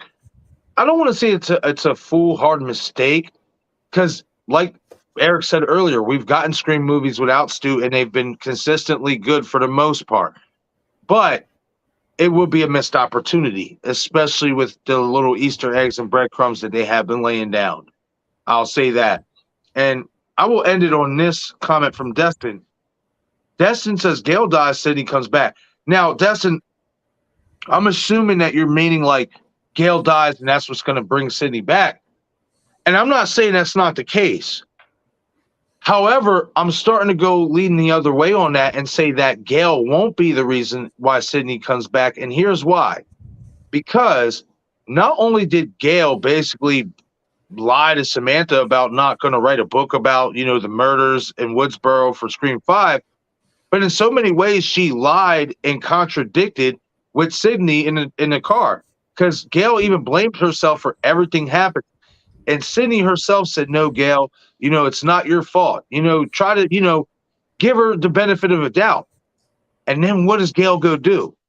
She doesn't write a book about Dewey like she said she was. She writes a book about the murders. So Sidney, even though she obviously is still in contact with Gale, at least according to Gale, with that whole tidbit in 6 about her taking the kids and Mark to a safe place, me personally, I don't know 100% if Gale dying would be the reason why Sidney would come back because of the everything I just said.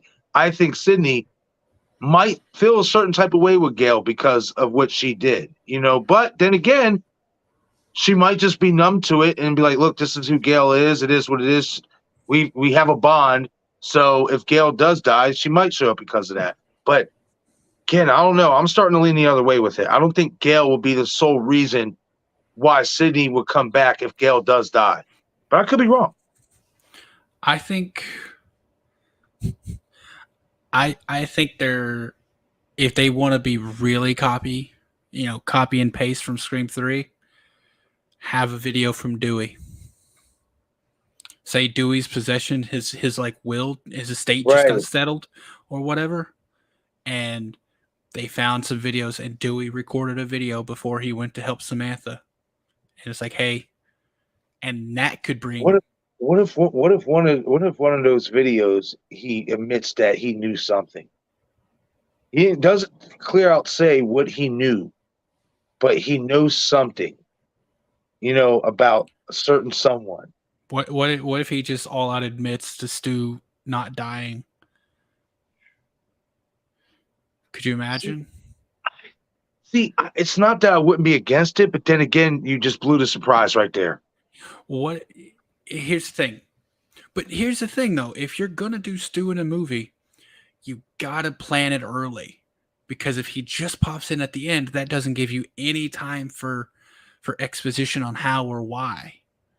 Right. So that's why the Stu thing, what'll have to happen is he's introduced at the very end of one movie and he's in the next one, or he's introduced at the very beginning of the movie, or the seed is planted and then it comes to fruition at the end. What if, like, at the beginning, and of course this is all hypothetical, this is all just a theory, you get that video from Dewey and he doesn't say Stu's alive. He says something, I looked for years, I heard rumblings in the police department about it, I could never find it, but I can't say that it's real or it's not real. So then they have to look.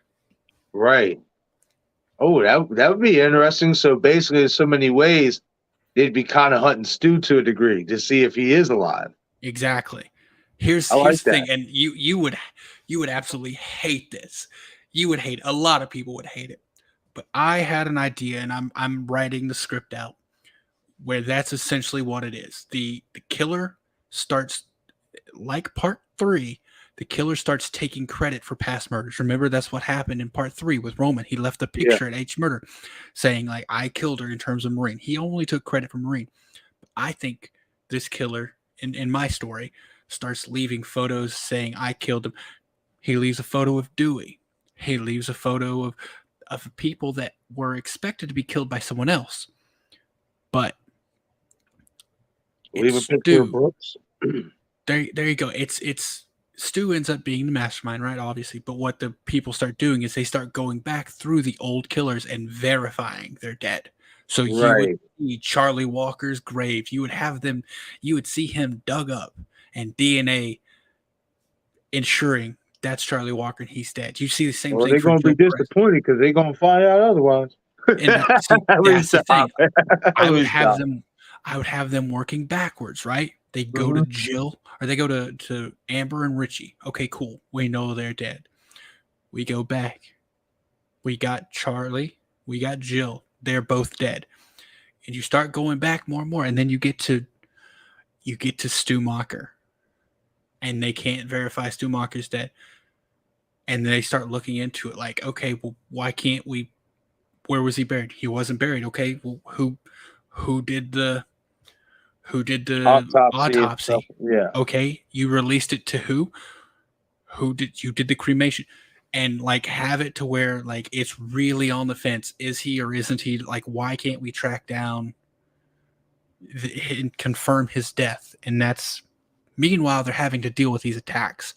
But I think that would be so awesome. But like I said, it would piss a lot of people off because it would confirm Charlie Walker's dead. It would confirm Jill Roberts is dead. It would confirm all of them were actually dead, except for one. And that's when it happened. That's when Stu's revealed. See, for me, I said it before, I'm not going to be upset if Charlie remains dead because I expect him to be. I just feel like with what I've seen in these two movies, these Easter eggs that I caught, you can make a case that he might not be. I'm not going to be mad if he doesn't come back. Do I feel like, much like Stu, not coming back will be a missed opportunity? Yeah, I do, especially if you could link him and Stu together.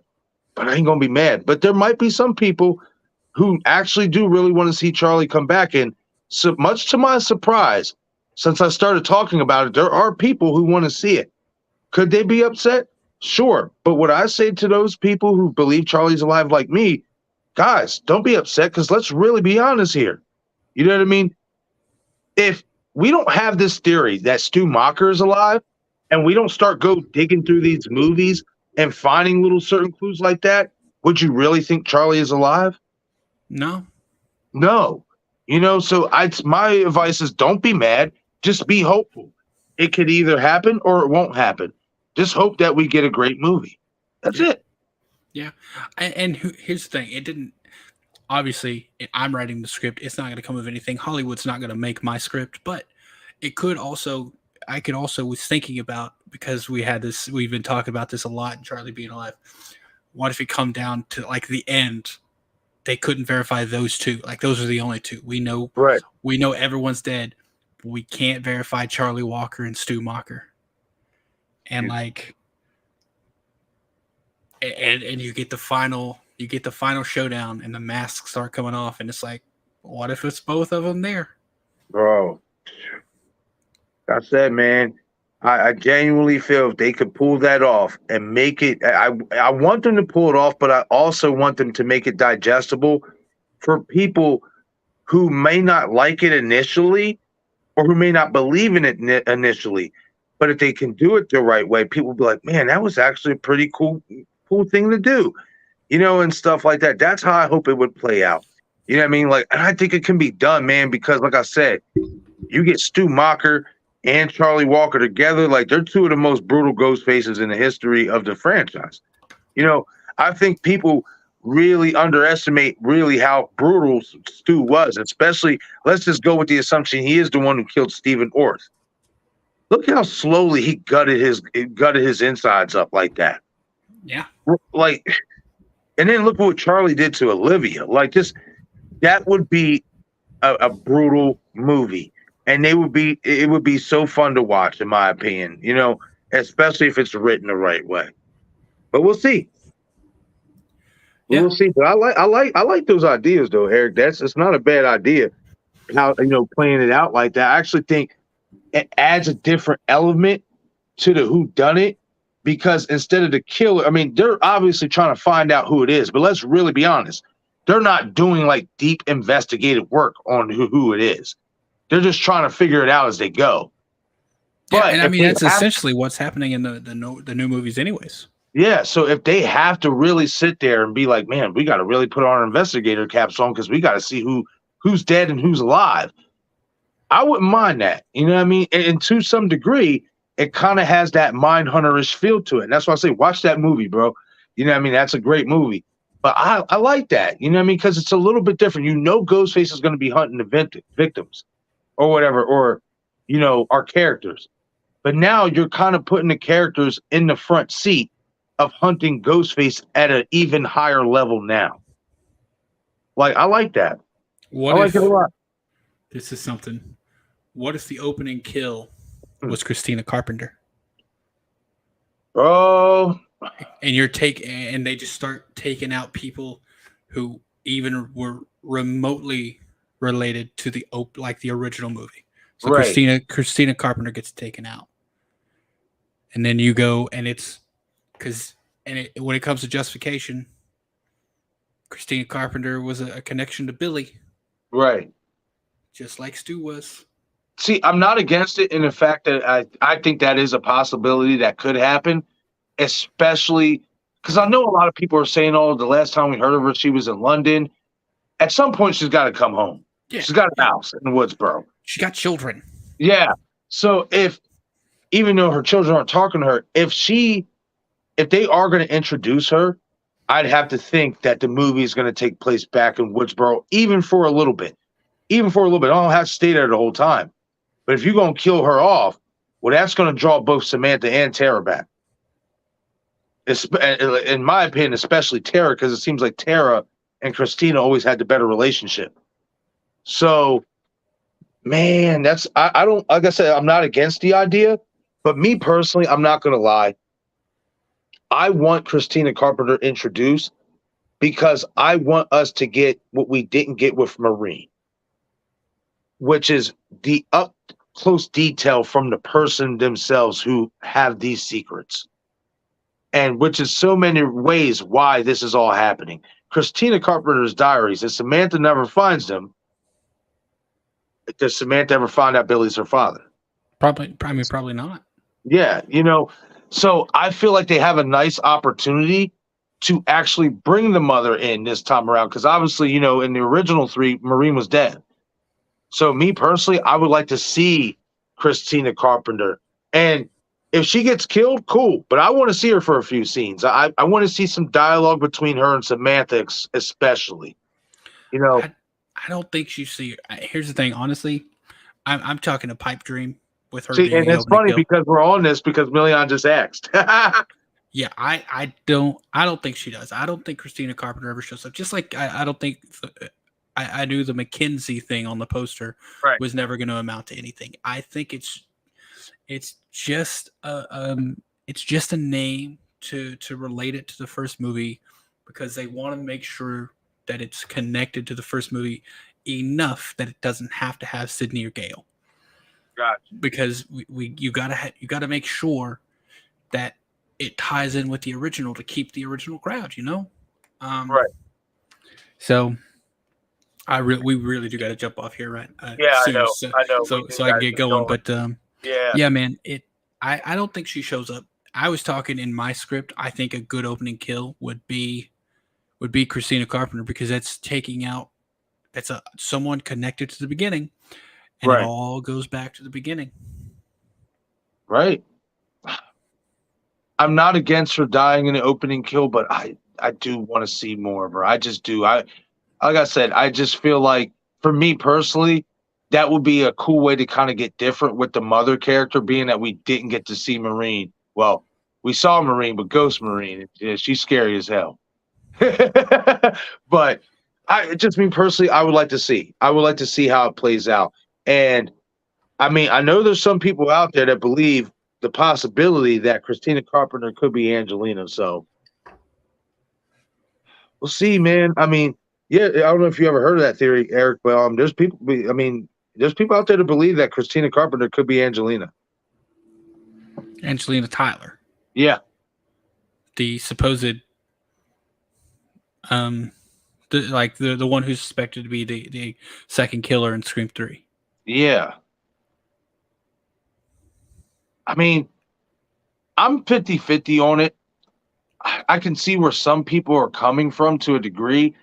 the only way I can see it working is if Angelina Tyler is a stage name.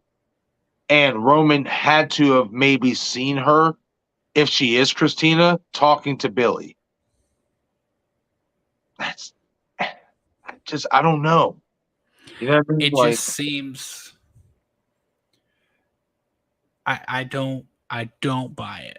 I'm kind of like in Sydney between would that. have known. Sydney would have known her, right? I don't think so though, because I don't think they said. See, that's the thing that Radio Silence said anyway, is that Christina Carpenter isn't in Scream 1996, like not even like a side character. So my assumption on that is that Christina might have went to another school close by, or maybe just she was living around close to the area. I don't know, but they basically said that she's not in Scream 1996. So I would assume that Sydney didn't meet her or doesn't know who she is. I just think it'd be super weird because Right. then Sam would be really messed up. Like her dad is the serial killer that inspired the Stab movie, and her mom was originally supposed to work on Stab 3. Yeah. That doesn't add up to me. Plus Sydney, however Sydney knows, or however people know about the Stab movies, so they know Right. about Angelina Tyler. Right. That's a good point. You're telling me that Richie wouldn't have known? Oh, by the way, your mom was also one of the victims of the previous, or that's the thing. Right. Angelina Tyler would have had to fake her death. Right. Yeah, that's just too much for me, if I'm being honest. There's so much you would have to go through for that to work. Right. Like I said, that's why I said I feel like the only way it could even have some plausibleness to it is if her name Angelina isn't Angelina, but then even then, it's just It's 2001. Yeah, I'm just not buying it. Right. Because she would have had to have faked her death, even if it was a fake name. She would have shown up somewhere else. Right. I agree with that. Yeah, I don't know, man. I don't know. We'll see. We'll have to see if we do get this, mysterious, interesting Christina Carpenter character, because I want to meet her. I mean, if she comes in, I'll admit I was wrong, but I don't see it. I don't think there's enough there to base a movie on. Right. Well, let me ask this real quick before we head out. If they do bring her in, right? Mm-hmm. Do you like Melissa's pick that she wants Selma Hayek? I'm not 100% on board with it because I just don't see Selma fitting into a Scream film. Yeah, I'm not on board with that. I don't. If I'm being honest, I think Selma Hayek's too big for the Scream franchise. Right. I'm not buying that. Let's see. Sofia Vergara? She's also, I don't want this to sound weird, but she's too much, if that makes sense. Gotcha. 1 second. There's an actress. I cannot remember her name, but she's been in a ton of stuff.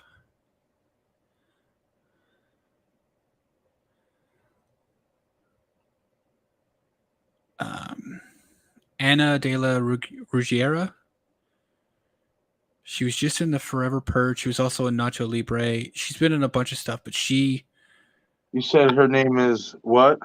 Anna, A-N-A, space D-A, space L-A, space R-E-G. Okay, it's pulling up. Yeah. She was in the Forever Purge. She's been in several movies, and I think she looks the part, and I think she fits. In terms of age and stuff. You said Anna de Armas? No, not de Armas. Okay. I think she's too young. Anna de la Ruggiera. Carla Ruggiero. There we go. Okay. Yeah, she's pulling up now. And she's Mexican American, just like what's the oh bro, yeah. I think she's a dead ringer to be Sam and Tara's mother.